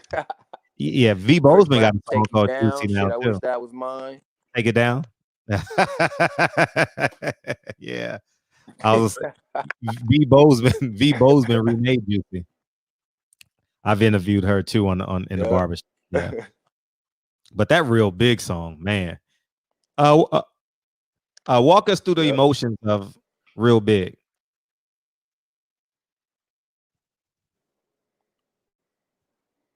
Walk emotion. What? Say it one more time. Walk us through your emotions when you hear Real Big.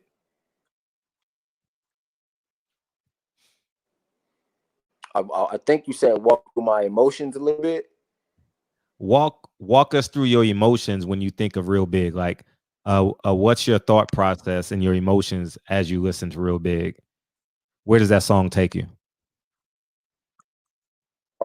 Okay. It takes me a couple different places. One, I kind of relate it when I walk with him bar for bar. It's relatable to me, even though I'm not from LA. You know, and I think that's the best music to me because that's how I want to create. I want you to feel like you in the same neighborhood as me without never being to New Haven, Connecticut. You know what I mean? So, and that's what I felt in that. You know, like, you know, the things he was saying was like, damn, I've been there. You know, and that's what made me resonate. It hit so hard home for me because just what he was saying was it. I love the hook. I love the cyclically. I love it. The instrumentation in it was dope. Everything about the record just felt right, and he didn't break the code on it. He didn't sell out. He didn't. He just was nip. He was real. The music was big. Like, you know what I mean? It was just dope for me. Nah, that song is fucking. That's a mon. I even told Mars when he was on the show. I said, man, you have no idea what that song has done for me, man. That song, because it reminds me of like like you ever like just be by yourself and you're like cathartically going through your life. And that's what it's like when you say got my Lokes on. You know what I mean? It's like you just cathartically like trying to keep yourself in this game called life. Like you're really trying to keep yourself on the tracks. Like, okay, tomorrow I'm gonna put one foot in front of the next, and then the next day I'm gonna take 2 steps, and then on Friday I'm gonna take 6 steps, and then I know I can't afford to take my girl out, and I gotta tell her I can't take her out tonight, man. But I promise you, in 2 years we gonna be in a better space. I fucking promise you. Those are the type of thoughts that goes through my mind when I'm listening to that shit, man. And the first time I really heard that song, I cried because it reminded, and I'll even tell you, I told Mars this as well. First time I really heard the song, because I heard it in Vegas because I was covering the fight, but when I came home and I was listening to it in my kitchen, I just started, you know how you get that emotional and you get them whelps in your eye. You like, you have no idea. Only you know what you had to do to get to your point. No matter how you try and explain it to somebody, no one has those emotions when you're like, how the fuck I'm gonna get out of this hellhole? You know what I mean? And you know what I mean? And loved it. Loved that song. Fucking, and Marsha Ambrose, man, she just fucking put a fucking bow a bow on that motherfucker. You know what I mean? Sheesh. Crazy. Yeah. That's a monster. Yeah, that's a monster song, man. And guess what we're gonna be doing in February? We're gonna be saying the same thing about your EP. God, King, that song you made, track 4. Tell me about it, bro. Yeah, that's the goal. Yeah. Low key, bro. That's the exact goal. I need niggas to feel like how we feel when we listen to Real Big. That's the goal. That's the goal for the music, bro. So that when they turn off, like, damn, man, nigga, bro took me somewhere. Bro took me somewhere. That's what it's about. Yep, for sure. Yeah, that's and you know another song that makes me feel that way too? Forever by Rick Ross. Him and John Legend. Okay. Yep. That's a big one. We gonna live forever and ever. Yep. So what's the end goal? What's the end goal in music for you, would you say? Or what would you want to branch off into as outside of music? I would say I like, me as a listener, I like pop, R&B. So I wouldn't mind exploring that realm of almost like a B.O.B., like a Khalid, like that type of sound, but still mixing in hip hop with it, like mainstream top 40 Billboard type records. You know what I mean? That's another thing that I'm trying to implement into my sound now, outside of just being urban hip hop, outside of just being for the streets, and outside of being, you know, the inspirational nigga that's trying to get, you know what I mean? Of course, I'm gonna always be that at the core of me, but those are things to up tempo, you know what I mean? Crossover stuff, broaden my sound a little bit more. So, are you a Knicks fan or a Laker fan? Dodgers or Yankees? Neither. Yankees. I'm sorry, Yankees. You a Yankees fan? Who do you like in basketball? I'm a Yankees fan. I'm a Celtics. Celtics. How the fuck that happened? Oh well, you know, you over there. Why you over there with you over there with the white people. You know. hey, I'm you over there with them white people in Connecticut, dog. It's cool. It's cool, dog. It's cool.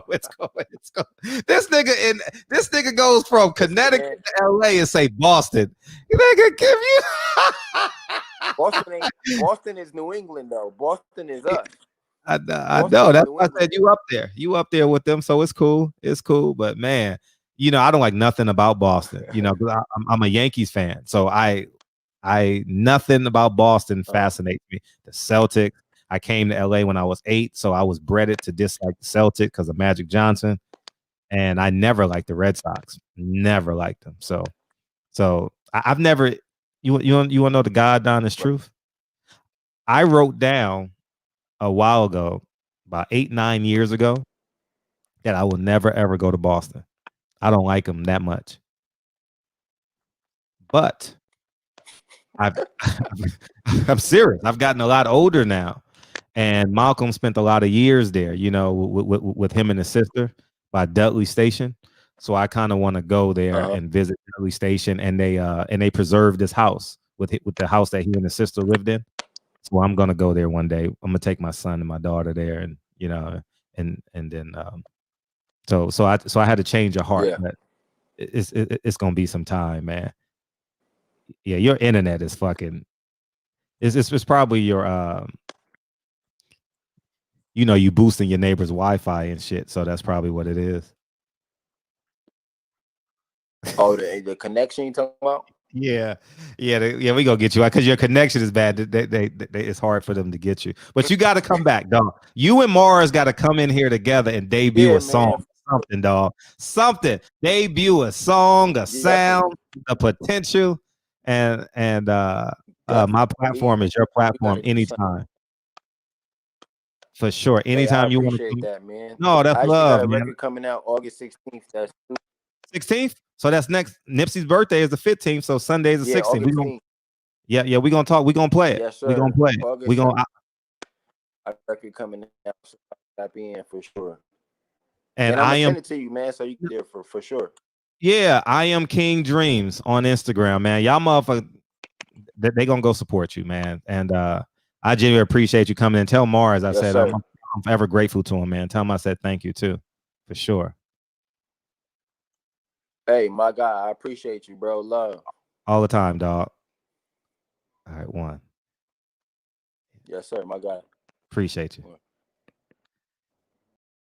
Yeah, man. I well, something his Wi-Fi kept on cracking and stuff, man. That's shit. You know what's beautiful about that is think about this conceptually. Right? I was thinking this as I was talking to him. August 28th, 1963. Biggest day of my life that I have a dream speech. What's up, Asia? Hey, is homeboy still on the line? No, his Wi-Fi was going bad, and I heard y'all. Oh man, you let him off the line. We got a cloud here, man. We gonna give this book up. Welcome to the community and all that. But boy, when he get his shit right, we gotta breathe everything back to him, man. That shit, come on, that was treacherous. Hey, you got a long following because we stuck through that shit. Oh my god, nigga. He said, nigga. You said I had 2 slices of bread. God damn, he ain't had a crumb. Oh man, yeah, we made it. But much love to him, man. Yeah, bring him back, man. But he got to get that Wi-Fi together.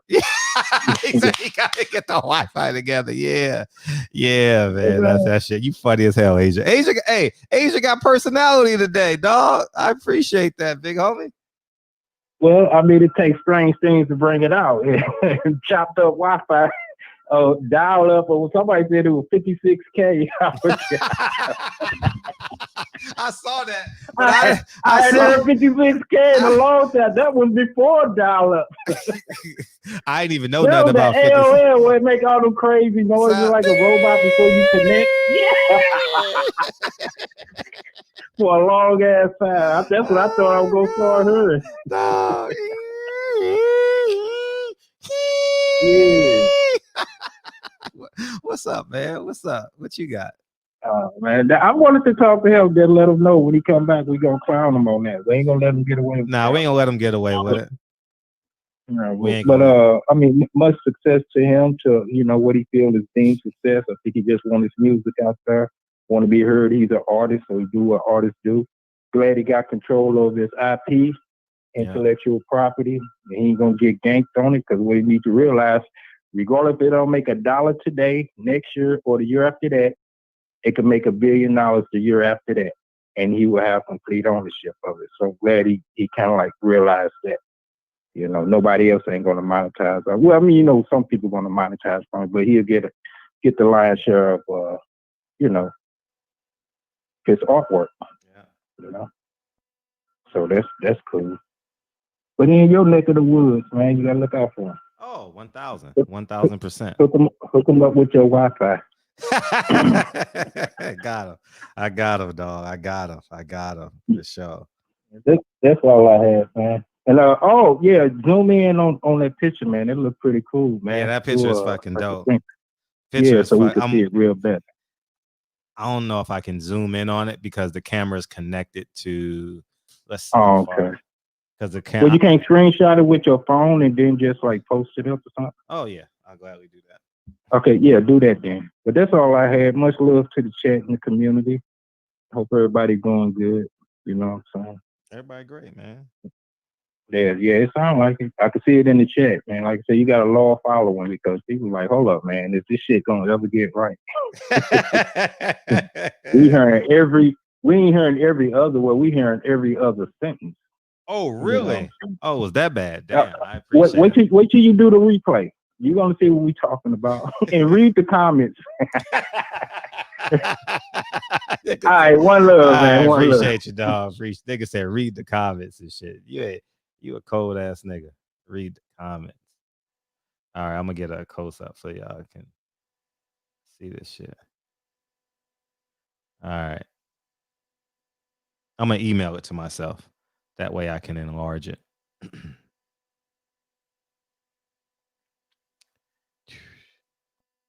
Oh, you know what I was thinking too? When he was talking, right? And I was thinking how many and this was what I wanted to ask him. And I'll save this question, but everyone comes to LA. King Dreams, Triple OG.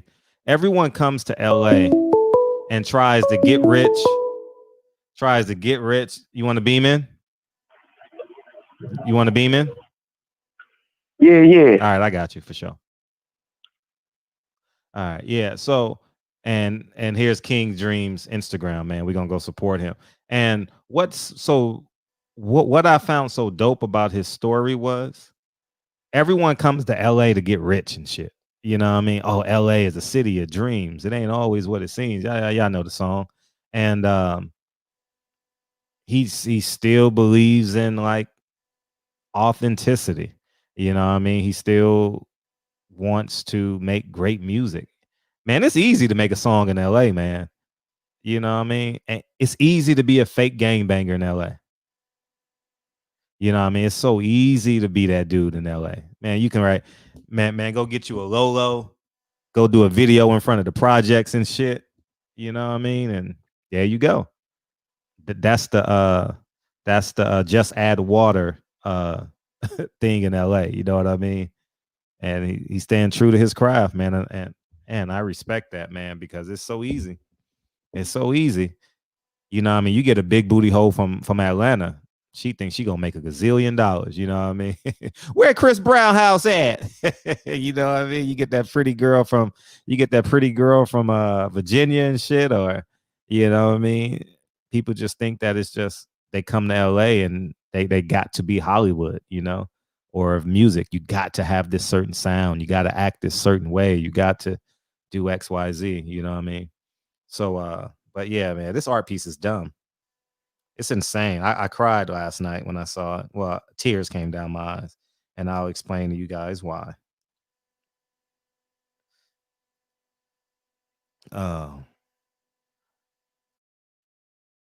Where your mask at, nigga? I don't want corona. Where your mask at, nigga? Where your mask at, nigga? I don't want no fucking corona. My nigga, this is dedication. This is anti-hesitation. It's the real nigga celebration. What's up, nigga? What up, Fred? How you feeling? How the hell you got Wi-Fi and King Dreams don't? Nigga, get the fuck out of here. Hey, Fred, you know what I'm saying? Appreciate you so much, man. You know, I want to get on the topic. I see you going at Manny Pacquiao. You putting pressure on Pacquiao for ducking Spence. Yep. And Crawford. And you got Crawford in there with it. Yeah.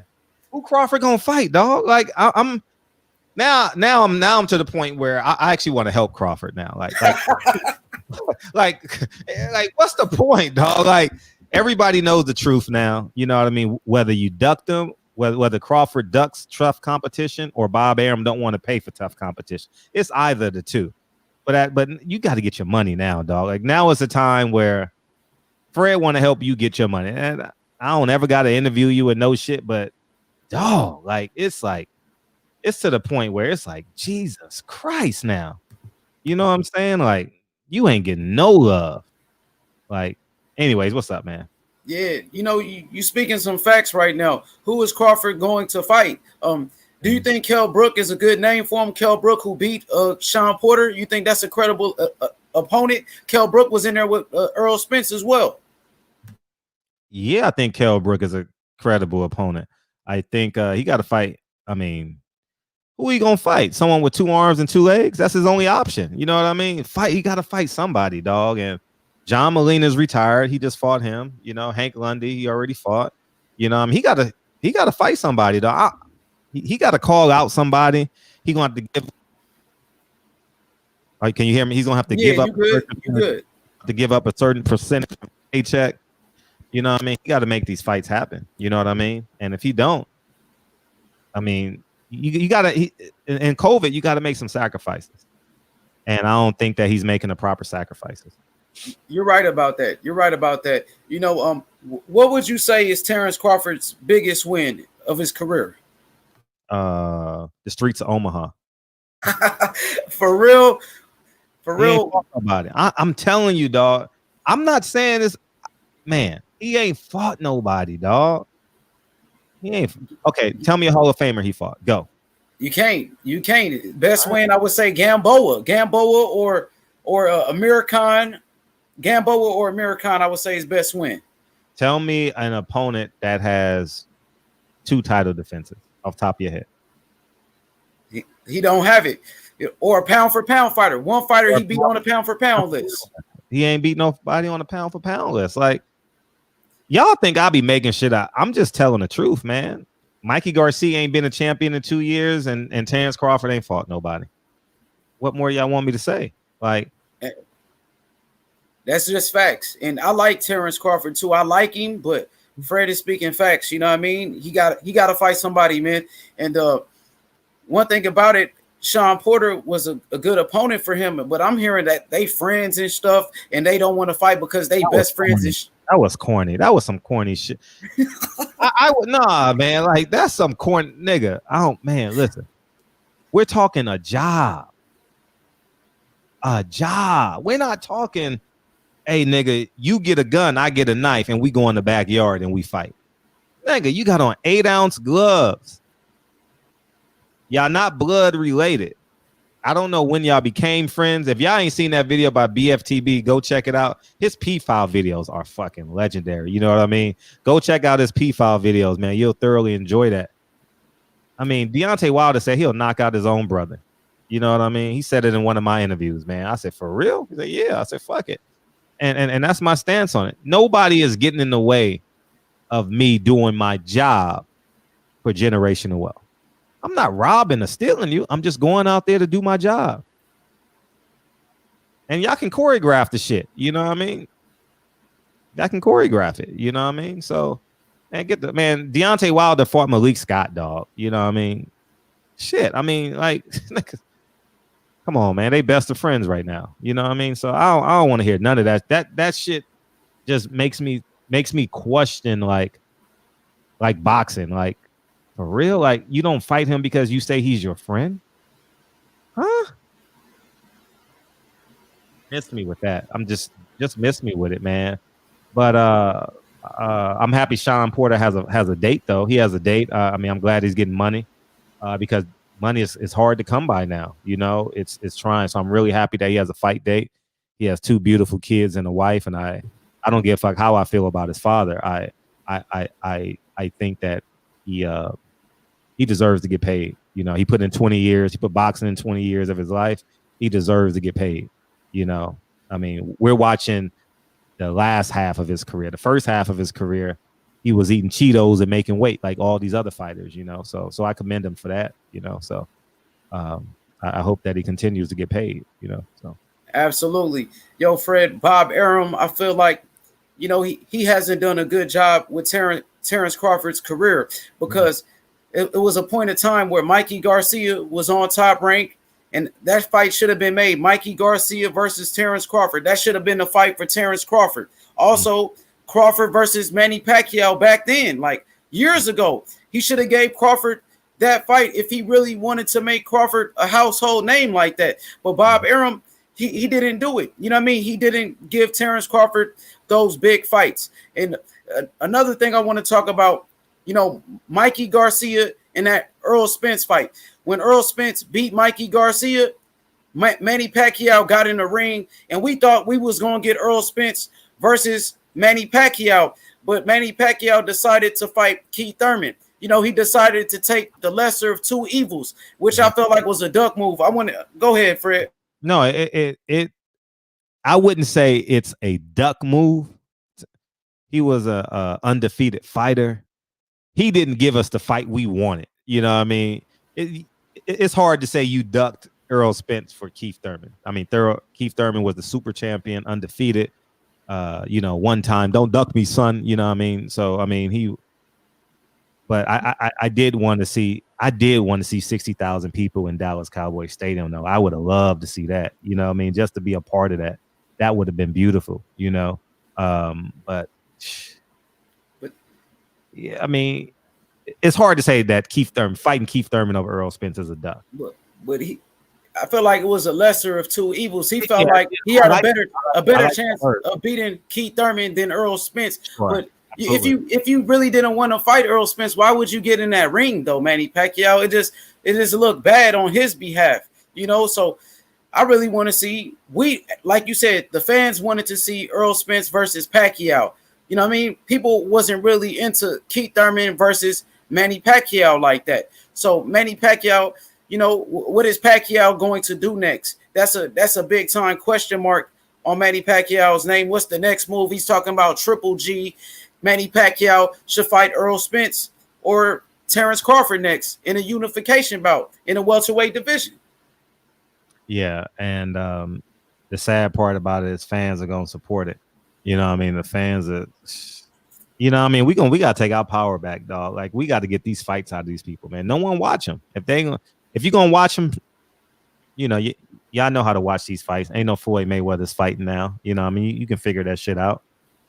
Stop supporting these booger fights, man. Stop supporting them, man. Don't let them count you on the motherfucking what is that? The where they count it? What is it called? What you mean? The ratings? Scoreboard, like the scoreboard or something like that? No, the ratings. What's the ratings thing called for TV? I'm not sure. I don't know. Juan Collins, just feel free to join my Patreon, Barbershop Conversation on Patreon. Every video is on there you need for property. What is it? In the meantime, while you think of that, Nielsen ratings. Dre's Finest. Kudos from Florida Avenue Grill, my brother Fred. I love going there when I go down to the DMV, man. I love going to the Florida. You ever been to the Florida Grill? Nah. No? You got it. Yeah, it's a dope place. It's a dope place. Yo, Fred, so I want to end my call by talking about the Dream, Devin Haney, the best fighter, the Dream. You know what I'm saying? The next Floyd Mayweather, the youngest champion in boxing. Hakeem Olajuwon? The youngest champion in boxing. Hakeem Olajuwon?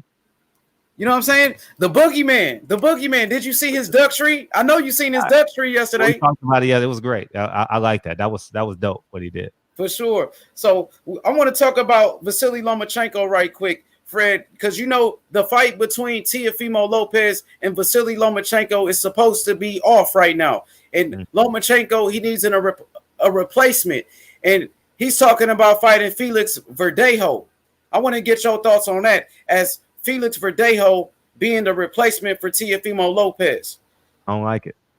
I think the WBC need to step in and say, well, we have a champion right here. You're the super champion. Lomachenko and Devin Haney need to fight each other.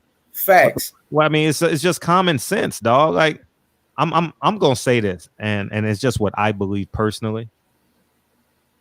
Half the people and understand where I'm coming from. I know you're a Team Haney fan, and you understand it from a business perspective. Half the people are not ducking Devin Haney. Half the people are not. I think people don't want to pay for these fights, or people don't want to risk their assets. The business people, you understand? So the business people were saying, "Oh, he's ducking him. He's ducking him," and obviously, the fighter is going to say, because it's an alpha male sport, he's ducking me. If the nigga don't want to fight me, he's ducking me, right? So I think a certain percentage of people just their management team is not allowing them to fight. And what's going to happen? What may happen is people not going to want to fight Devin because he's too good. He's too skilled. He's too young. He's too brash. He's too strong. He's too rich. He's too this. He's too that. He's trained by Floyd. You know what I mean? All these plays are true. And they're gonna do the same thing. They gonna attempt to do the same thing that they're doing currently with Gary Russell. You know what I mean? And it's just an atrocity. So we got to get behind them. And I'm telling you, man, we got to devalue these belts, dog. We got to devalue all these people in boxing, because Devin Haney should always have an opponent.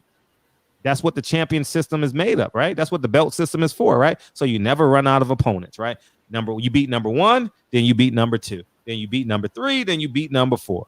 Gary Russell and Tank and Devin Haney should never run out of opponents, man. And that's just what I believe. So I think these people in suits are doing these guys a disservice, in my humble opinion. You know, Absolutely. Because how the fucking 10 fighters duck you? Come on. Let's be 100. I know you a diehard Devin Haney fan. 10 fighters duck you? Facts. Robert Easter been ducking though. Devin Haney was 16. Robert Easter was a champion. Haney wanted to fight him. Robert Easter was laughing it off like it was a joke, man. And we don't play no games, man. We don't play no games. Oh, and you may be right. I'm just saying, like, all 10 fighters are not ducking one guy. You get what I'm saying? Some people need a check. Somebody needs a check. You understand what I'm saying? Somebody gonna take that fade. You know what I mean? So that's just what I'm saying. I do believe a percentage of fighters are ducking Devin Haney. I believe Devin Haney is on the verge of greatness. I believe Devin Haney to be a future Hall of Famer. Like I see it. I see it with my own eyes. And I think the business of boxing don't want him to be that. Just my humble opinion, you know. And just what I'm putting. Yes. You remember that interview you did with Devin Haney and his dad in the hotel room when they was talking about, you know, Gervonta Davis, how Gervonta was ranked number 1 in the WBC, and he chose to go the WBA route to go fight Gamboa for a regular belt. We call that the Reggie belt, man. The man went to go fight for that regular Reggie belt. You know what I'm saying? So that's a duck move. You remember Leonard Ellerby was saying, Devin Haney. No, he said Gervonta Davis doesn't have any mandatories. You remember Bill was like, man, I thought, Leonard Ellerby was the type of guy you can make a fight with. You know what I mean? Yeah. Come on, man. Hey, I ain't gonna lie. Leonard Ellerby be talking out his ass sometimes, dog. Leonard Ellerby, dog. I respect this story. I don't think Leonard Ellerby wants to do interviews with me no more. But and I'm not mad at him for it, But I'll just say this. Leonard Ellerby be talking out his ass sometimes, like for real. He be, fuck the WBC, right? He be talking out his ass. I love his story and what he stands for. I'm never gonna forget that. You know what I mean? Like, I love the fact that he takes care of his daughter. It's a beautiful thing. But Leonard be talking some bullshit sometimes, though, and he got to be called out on it. He got to be called out on that shit. He be talking bullshit, Fred, these guys really ducking on that list. I'm gonna be real. Javier Fortuna. I agree. No. Yeah. I agree. That I don't know who's ducking and who's not ducking, but you can't tell me 10 fighters are ducking. Them nigga, they just the corporate heads like, nah, you ain't getting my last talent. You ain't about to whoop my guy ass. I think there's only 2 fighters in there that's a tough fight for him. I think Tank and Lomachenko he got to have a great camp. Outside of those other guys, I don't know who at 135. I don't Robert East at 140 is a different animal. I don't want to talk about that. But at 35, there's only 2 fights out there that give that Devin has to train like a beast. You understand? You know what I mean? And I think that's Lomachenko and Tank Davis. Absolutely. That's what we want. We want a good fights, Fred. And Devin Haney always training. You know what I'm saying? Sugar free. The pimp said it.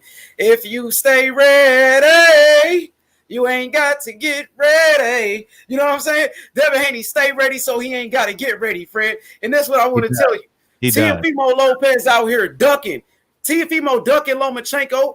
Lomachenko, he needs an opponent. Devin Haney, a world champion, the WBC champion, is ready to step up and fight Lomachenko. But Lomachenko, he prefers to fight against what's the name? Verdejo. Felix Verdejo. That's a duck move. Cherry pick. That's a duck move. That's an absolute duck move. I agree. That's a duck move because he is a WBC champion, and October 3rd is still 3 months away.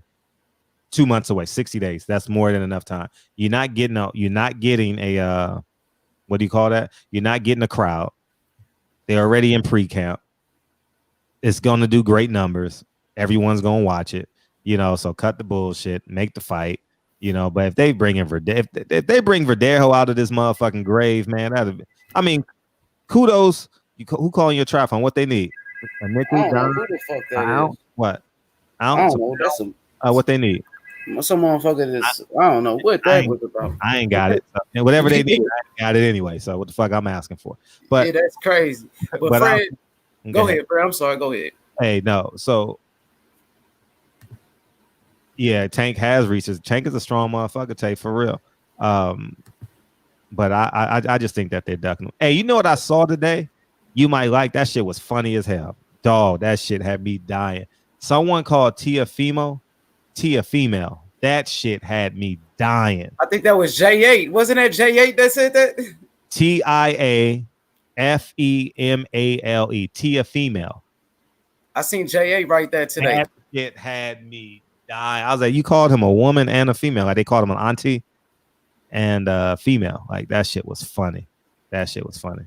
Yeah, for sure, Fred. Appreciate you, Fred. Lomachenko ducking again. He ducked. Black fan? Okay, that was black. Somebody said it, but that shit is just clever though.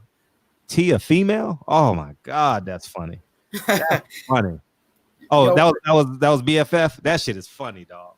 That shit is funny. Hey, Fred. Lomachenko ducked him once when he threw away that WBC world title. When he gave it up, he ducked him again today. You know what I'm saying? He's ducking them again today, Fred. Well, we can wait till the fight is fine. We're going to wait till this. I mean, we got to do something. Once Teofimo Lopez officially pulls out. Yeah, then we got to go dumb hard. You got to go dumb hard on Teofimo, Lomachenko, everybody, top rank. You got to go dumb hard. For sure, Fred. I'm going to just let you know. Right now, the front runner to fight Lomachenko, if Teofimo Lopez, if that fight doesn't happen with Teofimo Lopez, is Felix Verdejo. And Fred, that's a clear-cut duck move. That's a cherry picker. You know what I'm saying? So, Fred, appreciate you, man. I love you. Thank you for plugging me with Bill Haney and Devin Haney Promotions. Fred, they some of the realest in the game, man. So thank you, bro. Do I get 10%? That was like a manager. Hell yeah. Hey, Fred, yeah, I got you. You're going to get, hey, I'm going to break you off, Fred. Appreciate that, bro. Wait. No. Time out. You're going to break me off for what, nigga? Break me off for what? Man, I'm going to give you a couple racks, man. I got to give you some racks, man. Yeah, that shit sound kind of like, kind of funny. Yeah, hell yeah. I'm going to give you I'm going to give you a couple racks, bro. Got to break you off, Fred. Come on, you put me in position, man. Thank you, Fred. For real. Appreciate you, dog. Appreciate you. For so much love. All the time. I'll show you guys the picture right now. Right now. This shit dope, dog. So here's the picture. Let me take this off screen. I'm going to tell you guys the picture. So here it is right here, right? So for those of you who don't know, I was born in New York City, right? Born in New York, raised in Harlem. My grandfather lived in Esplanade Gardens, right? I'll walk you through this picture, right? You guys can see the obvious, right? This is 125th Street in Apollo, right? And that's one of the more famous streets in Harlem, right? 125th Street. You guys have probably heard it, or you guys, if you've seen any movie in Harlem, you've seen 125th Street in New York, right? All those old 80s, 90s black movies, right? So you got Harriet Tubman, Rosa Parks, Martin Luther King, Huey P., Fred Hampton, Elijah Muhammad, Emmett Till. This is my grandfather with the glasses on. That's my grandfather. That's Lou Alcindor and Muhammad Ali. That's Marcus Garvey, and obviously that's Malcolm X, right? And then behind them you have the Obamas, great. They inspired me greatly. That's me and Lincoln and Kennedy. That's me. That's Dr. Sebi. That's Jay-Z. That's Colin Kaepernick. That's Deontay Wilder, and that's LeBron James. So on different levels, these men have inspired me. You know what I mean? And so, you been on that stage, DOG? I'm enraged, just like a lion, trapped inside of the cage. I'm the real king. All right. What's up, Asia, man? What's up, Asia? Tell H Money to call out Teofimo Lopez ASAP. No duck. You may as well. So this is the picture, and this is Slauson and Crenshaw behind it. And because the painting was in progress and it was already scaled out, before what happened to Kobe Bryant. So instead of putting the other business on there, I put number 24 there. You understand? So that's the number 24 for Kobe. And you guys been to the Marathon store, and so this is Slauson and Crenshaw, and this is 125th and Lenox. So that's what it is. And it's 4 feet by 3 feet. So it's a pretty big painting. And but wait till y'all see the next one I'm getting next month. Oh my God. So I'm like addicted to this shit. So I got like 3 already commissioned. So I'll have 3 paintings by the end of the year. 3 more. So y'all see them motherfuckers too. So anyways, man. So that's what it is, man. I appreciate it. I'm glad y'all like it. You know what I mean? And yeah, man. So I sent it to D today. He'll hit me back when he get it. I'll tell you what he says after that. But yeah, man. So that's what I appreciate it. And yeah, man. It's 11 o'clock. Oh shit! It's 10:58, dog. DB, where you at? DB, it's 10:20. It's 10:58. Damn. Oh man. Oh, you saw OJ's Marvin Gaye and James Brown? Yeah. Yeah. DB, call me now, DB. It's 11 o'clock, dog. I had no idea. It was 11 o'clock. It's 9:30, Fred. We got an hour and a half. Hey, man. Damn, that shit was fast. Nah, it's 9. We got 2 hours to go. This was a fast-ass show. Damn, that was fast. Call me now, DB. Let's campaign in Champaign for a bit.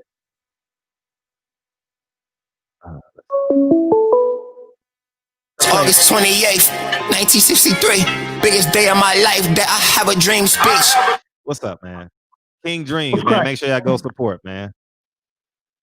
Say it again? King Dreams. That was his song. I have. Right on. Yeah, I heard one of his songs. It's called Perfect 10. It's a freestyle. I sent it to a couple of the brothers in the chat. Oh, it's dope, isn't it? On that Renegade beat, right? No, it wasn't a Renegade beat. No. It was I don't even remember what it was, but shit, he sounds just like Nip for like the first 30 seconds. Yeah. I'm like, okay. Yeah. I'm like, he giving a shout out to Cuz, so he put him on it, you know what I'm saying? Like, got a little sample. Got that cleared. And then I heard him keep going, you know what I'm saying? And it changed up, and then I could tell his voice, but I'm like, damn, dude sounded just like Nip. So if y'all see it, I plugged it in the chat about an hour ago or whatever. But yeah, he's solid, man. He's solid, you know what I'm saying? The longer he's staying in LA, the more flavor he gonna get. Yeah, so. You're right. More flavor he gonna get. You're absolutely right. And we are a melting pot within the melting pot. So being here is just, being here, he's gonna get a chance to go up to the Bay, hang out in Oakland, you know what I'm saying, go to San Jose, gonna be in SD, but he gonna get a chance to get that whole California vibe. But just being in LA, it's like its own country. You know what I'm saying? It's the capital of the United States. So yeah, that's what it is. But talking about. Go ahead. Shit, you sharing Wi-Fi with him? Nah. Or as my Theo would say, Wi-Fi. Wi-Fi. Yeah, man. We got a Wi-Fi? We're gonna have a fun show on Sunday, though. We got a fun show on Sunday. We got an artist coming in. We got Marva Jean coming in. So that's a dope show. We got Queen Marva Jean, right? Queen Marvelous on Instagram. But what's dope about Sunday show, we get to break down PBC schedule. You know what I mean? Because they're coming out with their Fox schedule. So that'll be dope. I'm very interested. I ain't made no phone calls. I figure I want to be surprised Saturday. So I'm real interested to see who's fighting on Fox and who's on it. So I'm very interested. And So a second ago, y'all talking about Tia Female. I don't know if we came up with this shit the same time or something magical happened, but I'm gonna tell you like I told my old boss. He was telling me sometimes you can't always get a raise, you know. So like, what's something you want? I said, whenever I do something, I create something for the employee manual or something that I create for a location. I'm like, make sure you always give me my credit. Don't ever take credit away from me. If I can't get more money, if I can't get a raise, if I can't get a promotion, always give me my credit. He's smiling and he's laughing, and I'm like, shit, it's gonna come around because I'm very creative, right? So time passed by. You know what I'm saying? If something happened, and I'm like, hold on, stop the whole conference call, please, stop the whole conference call. That was me. And he was like, damn, all right, well, you could have waited. No, I can't wait. I told you exactly what I wanted. So don't ever do that. You know what I'm saying? Like, everybody got their pet peeves, and one of mine is just that right there. So Tia Female, and I know it's some old crazy little bitty shit, but I came up with that shit. So whoever said it in this chat or another chat or a stream, I'm giving you the credit. Saying that. So if you go to any Fight Hype or any of them other weird ass channels, you're going to see me in the chat going ham at 2, 3, 4, 5 o'clock in the morning on all of these weirdos, you know what I'm saying? Puerto Ricans, Mexicans, and everybody else going ham on them. And you're going to see that's exactly what I'm using and been using it from the beginning. So ease up. Anyhow. Yeah, we had. Hey, so I ain't know Fred Hampton had it just came out today, right? Right, Caesar? Is that I ain't watched it yet, but it's called Judas and the Black Messiah. Is that what it is? I wish we could watch it together, but they got that motherfucking music behind it. You know what I mean? They got a Fred Hampton movie coming out. The trailer. You talking about the trailer today, Caesar? Dude, I'm all on that shit. I'm all on that. I love Fred Hampton, dog. Man. 21 years old, man. They took that man. 21, dog. 20 fucking one. But same fucking thing they did to Breonna Taylor, dog. I mean, it was definitely more intense because they had already infiltrated it, but they just walk in and just start shooting. Yeah. Yeah. Okay. Yeah. I can't wait to see it. Yeah. Damn. 2021. How we gonna watch it though? It's gonna be on demand though.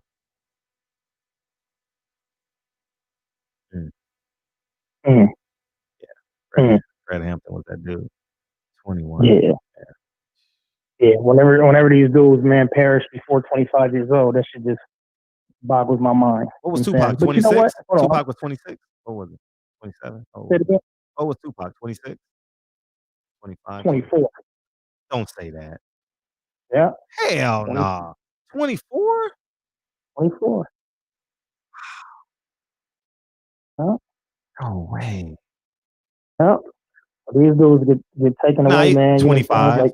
25, but you're right. 25. Yeah.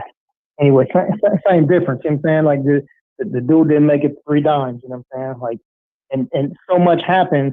I mean, you know, I'm still young shit, so I don't know, but I know I've seen people when I was 13, 14, 15, and they was already in their 20s, you know what I'm saying? And now that I'm older, I see, you know, how much they advanced and progressed in their lives and how mature they become. You know what I'm saying? So with more travels, you know, meeting more people. I mean, imagine Pac, you know, really powwowing with Dr. CB. You know what I'm saying? Imagine Pac getting a chance to hang out with Khalid Abdul Muhammad a little bit more. You know, imagine Pac getting a chance to go to Eritrea. You know what I'm saying? Or wherever. You know what I'm saying? But all these things happen in life. So we get these experiences in life, and that helps us to mature. So I just can imagine this dude was only a quarter of a century. So imagine him having another 10 to 15 years on his life. And all of us that he inspired and motivated in so many ways. You know, like he always say, I may not be the person that changed the world, but I can spark the brain of the person that does. You know, and shit, half. Because without Pac, we wouldn't have gotten it. Yeah. You know what I'm saying? Anyhow, y'all see a couple of people in the chat talking about, hey, you know, you didn't, you know what? That Tia Female, go ahead, keep it. You know I see people in there doing that shit like, oh, but, okay. Go ahead. I know everybody's gonna be, and don't be hyping up no shit tomorrow morning. Hey, did you see what DB said? Because the first person to do that, please come down here, and I'm ready to take an immediate save for somebody that started some old silly nonsense bullshit. And that's on my mama. That's on my mama. Yeah, that's definitely on my mama. Hey, SS Caesar, where you from? He from LA? Arizona, I think. Yeah, I said hoes on Fig earlier, and he knew exactly what I was talking about. So I'm like, okay, he must be from the Sawyer. Yeah. Oh, you know about that Fig life? I grew up on Florence and Hoover, 658 West Florence Avenue, dog. So I was at that Burger King Whoppers 99-cent with extra mayonnaise when I was a kid, dog. Shit. I was at Horace Mann Middle School. 2 Whoppers, heavy mayonnaise, dog, and a large strawberry shake. Yeah. That was my Dave meal. Jack, his brother Dave Jack, he said Big was 24, Pac was 25. Okay. That's right. Mm-hmm. Okay. Yeah, there you go. The same thing. Also, Pastor Usher Deacon 305, he said nobody give him a shout out. I gave him a shout out like 2 or 3 days in a row. Fuck I don't him. think he's listening at the end. Fuck him. No, man, you know what I'm saying? We got to respect our elders, man. So I know, man. He got to get in the chat, though. I'll be like, dog, hey, you know, I'll be like, why he ain't in our chat? Because I watch Champside and Reggie Owens, and I'll be like, damn, this nigga be in the chat, dog, but he don't be in my chat. Like, I'll be like, that's weird. Yeah. Copy and paste the link. Okay. Copy. Y'all get my personality by now. Y'all niggas know. Copy and paste the link, Pastor Usher Deacon 305. We need you in the chat, dog. We need Pastor Usher Deacon in the chat. We need Pastor Usher Deacon in the chat. You know what I mean? Hallelujah. Everybody send a shout out to Pastor Usher Deacon. Deacon 305. Everybody hashtag Deacon 305. Yeah, the OG is proper, man. You know what I'm saying? Triple OG. Yeah, he's somewhere on the East Coast, so shit, it's 2, 3, 4 o'clock in the morning when he on here. You know what I'm saying? Just like the rest of the brothers up on the East. I'll be like, man, we got to get this nigga in the chat, dog. We got to make a video showing him. I told the nigga, I said, he sent me the screenshot, right? I said, send me the link. The same way I did Patricia Shelton. I guess YouTube blocked her or something. Just send me the link and I'll just unblock you. I'll just literally unblock you, and then we'll be good as gold. I tell them that all the time, and they could come back with the same song. I don't know what it is. Well, if you don't know what to do, tell them to pray. That's what you, Pastor Usher Deacon, pray. If you pray right now, God will come to you in your dreams. You know what I mean, and say, "This is how you get unblocked." Like Fred from Barbershop Conversation. Okay, pray. I don't know why he's not in the chat here, but when he on Reggie Owens' channel, he in the chat. I know. I don't know. I don't know how he got blocked. He on another one with me. I think he on Willie D's with me as well. But yeah, he be in the chat going. You know what I'm saying? I don't know how he got blocked. I ain't never blocked nobody from this chat. Nobody. I don't know. Yeah, and matter of fact, I can't now because I'm on StreamYard, so I literally can't. Right. But he'll pray about it. He'll pray about it. I'm just cutting you off by accident. I'm sorry, Dad. Yeah, you know. Hey, that was a funny ass show that night when I kept on cutting your ass off and you started fucking like giggling and shit like you was like I Dream of Jeannie and shit. You was just giggling like a motherfucker, dog. But go ahead. No, I don't giggle. I laugh. Oh, okay. Yeah, I got a hyena type of laugh and shit. No, but I asked at least a dozen people in the chat when we was talking about Bud. And I asked at least 12 people, and I haven't got one answer. I said, who is Bud Crawford's biggest win? And ain't nobody said shit. So, like, when people start shitting on Bud and his resume, you can't say nothing because you have no argument for it. I'm asking some people who are big Bud fans, and I asked a couple other people just, you know, I know they into the boxing. So, ain't nobody said nothing. So, again, when it's time to shit on Bud, just because he's a great talent, and he's got a ton of potential, and a rock got potential, nigga. A rock got it can be a doorstop. It can kill somebody. It can save somebody's life if they stuck in a car. Everything got potential, dog. Everything on this earth got potential. I don't want to hear that shit. Show me, nigga. I'm from the loop. Show me, nigga. Yeah, that's why H-Money Gamboa. That's his biggest win. Right? Gamboa is a big name on Bud fighting, but all of a sudden, the 2-time gold medalist Olympian. Now, when it's time for Tank or for Haney to get in there and square him up with him. Now all of a sudden he a bum and he a has-been and he ain't no good. You can't do that. Can't have it both ways. Either he good and he's a ATG and he's a potential Hall of Famer and all of this, or he's not. But you can't have it when some people fight him, the person is good, but then when somebody else fight him, no way. You know what I'm saying? Imagine if Charlo was fighting against Liam Smith and Liam and Liam. Yeah, Julio Cesar Chavez III and damn, I can't even think of the name of those dudes. Not Otto Wallen, it's the same type of shit. What's the other dude name? Damn. Triple G and Canelo, right? They just be coming up with random dudes out of nowhere. And imagine if Charlo would have, if Jamel and Jamal would have been fighting these dudes. They'd have been getting shit on left and right. You know what I'm saying? But these dudes can just take anybody that's driving a Lyft or an Uber, give them a week and put them in the ring and then call themselves a champion. They do it all the time. And Triple G, man, when we look back at Triple G, see, we in the moment now and shit. So we got to protect fighters and shit. You know what I mean? Because, you know, we got relationships that's connected to that relationship.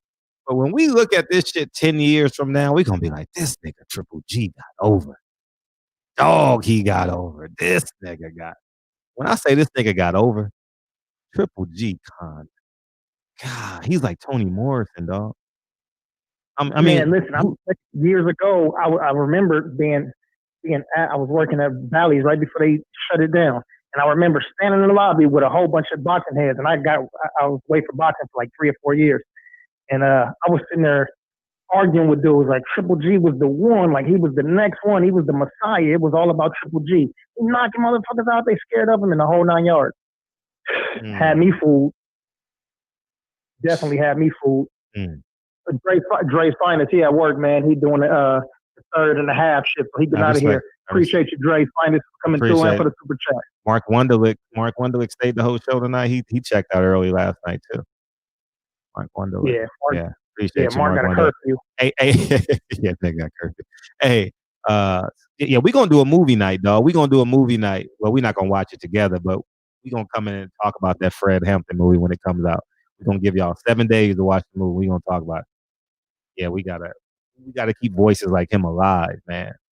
You know what I mean? Yeah, powerful dude, man. Oh,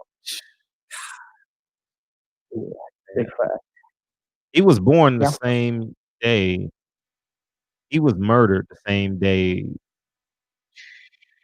Jay-Z was born, December 5th, 1965, if I'm not mistaken. See if I'm right. December 5th. My sister's birthday. Jay-Z on December 4th. Is it really? Let's see. Let's see if I'm right. He got a song called December 4th. So yeah, okay, it's December 4th. Yeah, and that's my BMC day, so I know. Yeah. Oh, excuse me. He died December 4th, 1969. December 4th, 1969. Jay-Z was born December 4th, 1969. Yeah, he was born. Oh, his birthday is August 30th. We need to celebrate Fred Hampton's birthday. And it's in a song. As a matter of fact, one of Pac's unreleased songs, he said that. Also, Dead Prayers got a song. Back in 12/4/1969, 4 o'clock in the morning. It's terrible, but it's fine. Because Fred Hampton Jr. Yeah, they said it. I know it's 12/4. Yeah, I was trying to. I tried my hardest to get Fred Hampton's son on here. I tried. I did it. I reached out to everybody that I could think of that was attached to him, and maybe he didn't get it. But because my DMs go into that other box, and I put it in the comment section. So I tried because because they were trying to save a building or something down there in Chicago. So I would love to get his son on the show. So by any means necessary, right?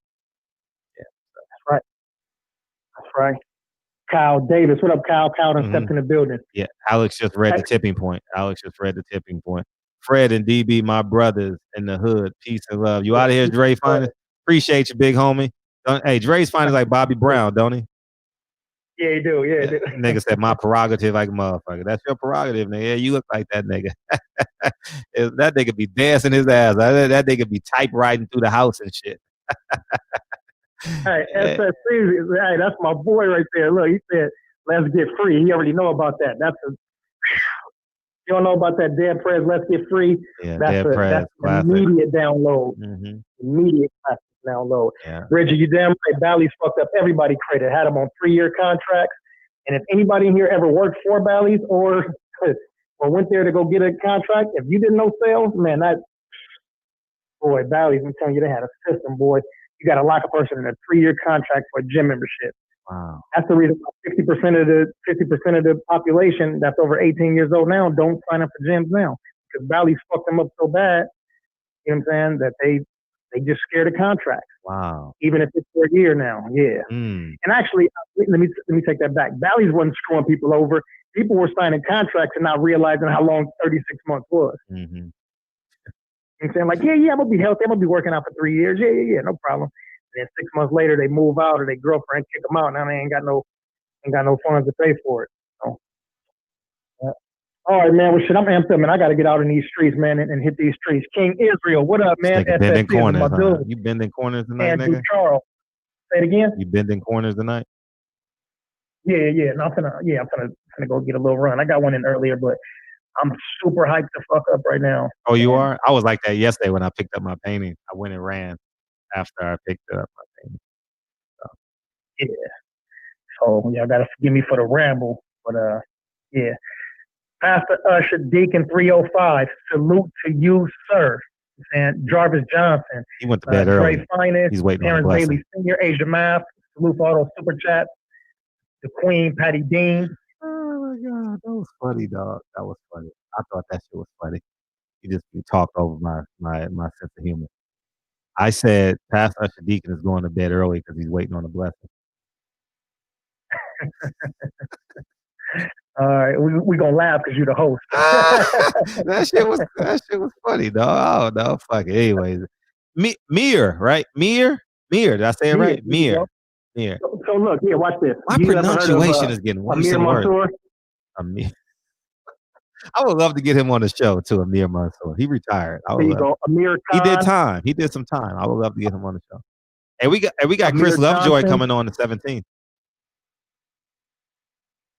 You talking at the same time? I didn't hear words you said. I'm sorry. Chris Lovejoy is coming on August 17th.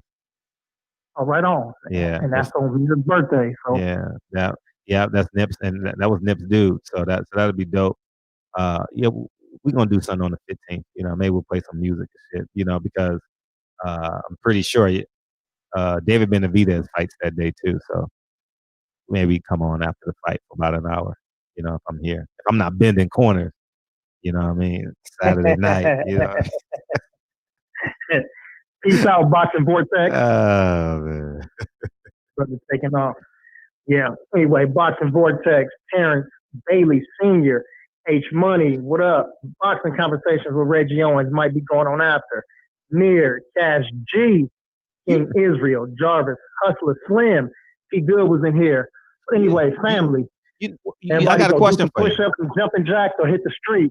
I got a question for you. Shoot it. Is Tupac's wife still alive, Keisha Morris? Oh, that's a great question. Is Keisha Morris? We should try and get her on the show. She was an actress or something, right? I know they were. No. That's when he was with Kadada. Kadada was the actress. Okay, maybe we should try and get Keisha Morris. She's probably tired of talking about it, got kids and shit. But I mean, every era, you got to keep these stories alive. Like that's the tough part. When you already lived it, you already did 100 interviews and shit. But the next generation really never heard these stories in real time. So but that would be a good question.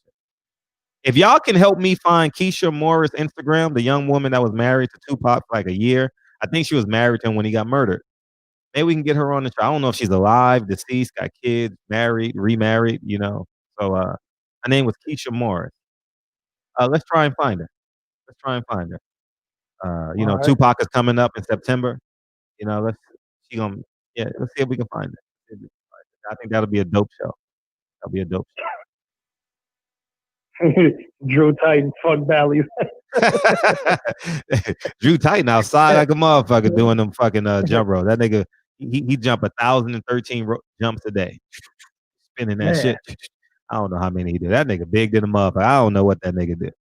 Whatever I'm saying now, I wouldn't say it to his face though. I'm just gonna say that right now. Yeah, well, I got to join you straight. I'm over 200 right now. I got that. I'm over 200. So I got that. Oh, you do? You got to get under. You 200 right now? shit, I'm overtime. I was like 208. I said, God damn. Yeah, that Corona got you, nigga. That Corona got me too. I ain't gonna lie. That Corona got me comfortable in the motherfucker. I'm like, fuck this shit. I'm in the gym Monday. I don't give a fuck what gym it is. I'm in the gym Monday, 9 o'clock in the morning, whatever. Yeah, but that'll be cool. If we can find Keisha Morris, if she's married, remarried, if y'all can help me find her, I think that'll be good because we coming up on Tupac. We got Nipsey. We got Fred Hampton. It's a reason to celebrate these next 30 days, you know. So, that's a fact. Mm-hmm. Jason G, what up? You know, it'd be cool to do a panel, not necessarily like this, but like a documentary style with the ladies of Pac, with Keisha, Half, Kadada, and Jada. You know what I'm saying? And they can all kind of go over their stories and shit. Mm-hmm. You know what I'm saying? Yeah. Reggie said he 250 right now. Nigga, you gained 100 pounds since I seen you, nigga. That nigga was like 180 when I saw him. That was February 22nd, nigga. What the hell wrong with you? That nigga fucking and eating, dog. That nigga fucking and eating. Nigga gaining weight, he going on. If a nigga gaining weight, he going on dates. I'm telling you that right now, because nigga eating out every night. Nigga going on dates. Reggie Owens been going on dates and shit. Nah, I refuse to believe Reggie going on dates like that. Reggie, you from South Central LA. If you going on dates, shame on you. Oh, he was only married her but I know he was married to her. So I mean, I don't know their relationship. You know, I've seen the interviews, but that was like 20 years ago, the last time I saw those interviews. You know, but it just popped in my head that I know that he was married to her. You know, it's funny how we know all these fucking stories and they get scrambled up in our brain and then something triggers them. Isn't that weird? Like, not weird, but that's pretty insane that, you know what I mean? I can remember her, you know? But anyway. Yeah, I don't know. So memories last longer than people do, man. You know what I mean? Nah, no date. It's against religion to my day. I don't give a fuck what you call it. If you picking her up, that's a date. You know what I mean? If you paying for the Uber, that's a date. You know what I mean? So anyway, what do I know? Oh, you was 240 when you saw? Okay, cool. You look lean though. You look lean. 240. Yeah. Ain't gonna take me but about 60 days to get right back. All right, let's do it then. All right, let's do it. I ain't got no fights coming up, so shit. If they call me and got a fight for me, I'm gonna cut down and I'm gonna be in the business. But until then, D-Man Jr., what up, cuzzo? Oh, you had a great transition. You fucked up. I thought you was from LA, nigga. You totally fucked up that transition. You said until they got a fight for me. Until then, you know what you should have said, nigga. You fucked up though. But we'll carry on a new conversation. Then maybe you'll get a better transition. You know what I'm saying? What's up, Terrence? No. People in the chat talking to us. Let's talk. Let's talk. I don't give a fuck. Shit. I don't give a fuck. I changed my mind. I done ran 5 days in a row, so I'm taking tonight off. So I'm gonna run tomorrow. I ran Sunday, Monday, Tuesday, Wednesday. It's Thursday or Friday. It's Thursday. I ran 4 days in a row. No, Sunday, Monday, Tuesday, Wednesday. I ran 4 days in a row. So I'm gonna take tonight off and I'm gonna run Friday. Then Saturday, Sunday, Monday. So that's what I'm gonna do. Look what Patty Dean said. What you say? What Patty Dean said? Play the song, bro. Got him.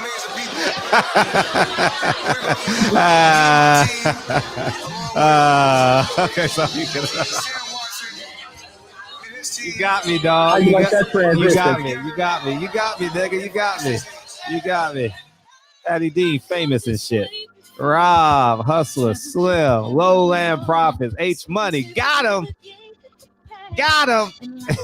People Hernandez, D man, appreciate y'all, man. Hey, we did this shit tonight, man. G Brown, Reggie Owens, man. Sunday gonna be a good show, man. We get to critique the schedule. I'm very interested. And 147, the 147 pound gets a new player. If Jamal James wins this fight, he's a player. You know what I mean? Yeah, he's a player. If he can beat Delorme, he's a player. You know what I mean? And shit, who he gonna get? You know what I mean? And you can get him for the right price. You know what I mean? Nah, no day. This against my religion. Well, hey. Life's a play with no rehearsal. Learn quickly, they'll come for your role. Games get played, can't take it personal. Cause the devil is alive. I'm telling you the truth. Hey. It's all what you do. Hey. Some things you gotta do. Hey, hey, hey, hey, hey, fist fight for millions. Hey, when you fist fight for millions, nigga, Asia math. When you fist, I'm gonna be chilling. Hey, for Labor Day, I'm gonna have a barber chair and everything, dog. Yeah, man. The 16th, huh? We get to celebrate your birthday on the 16th. Dope. Yeah. Yep, next Sunday. Next Sunday, we celebrating DB's birthday, man. What you want for your birthday, dog? Surprise. Yeah. We got FA signed with Top Rank. That's interesting. Yeah, this boxing shit breaking down. Niggas going broke, man. Niggas going broke. Like, hey, you want to leave? Leave, nigga. Rob, I got you, dog. This my personal statement. Run the game like I'm ASICs. Learn to develop patience, determined to be the greatest. Yeah, bobbing and weaving. Hey, yeah. Yeah, man. Yeah, man. I appreciate y'all, man. Get off my line, man. Oh, what's up? Get off my line, nigga. Hey, dog, we were on the phone 28 minutes. Damn. That shit went by fast. Yeah, you know, that's what they say, man. I always liven the party up. Yeah, you do. You do. I'll admit you do. Pause, no homo. Ha, ha, ha, ha. Okay.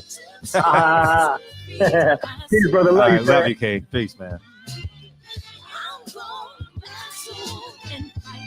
Last time, y'all. Let's sing this shit. Hey.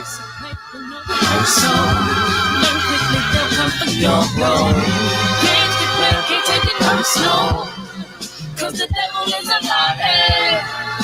I'm telling you the truth. Hey. It's only what you do. Hey. Some things you gotta do. Hey, hey, hey, hey, hey. Life's a play, no rehearsal. Man, come on, man. Whew. Sweet dreams are made of these. Who would mind what this is? I travel the ocean and the 7 seas. Ain't that what say you and D be friends like Buttershot?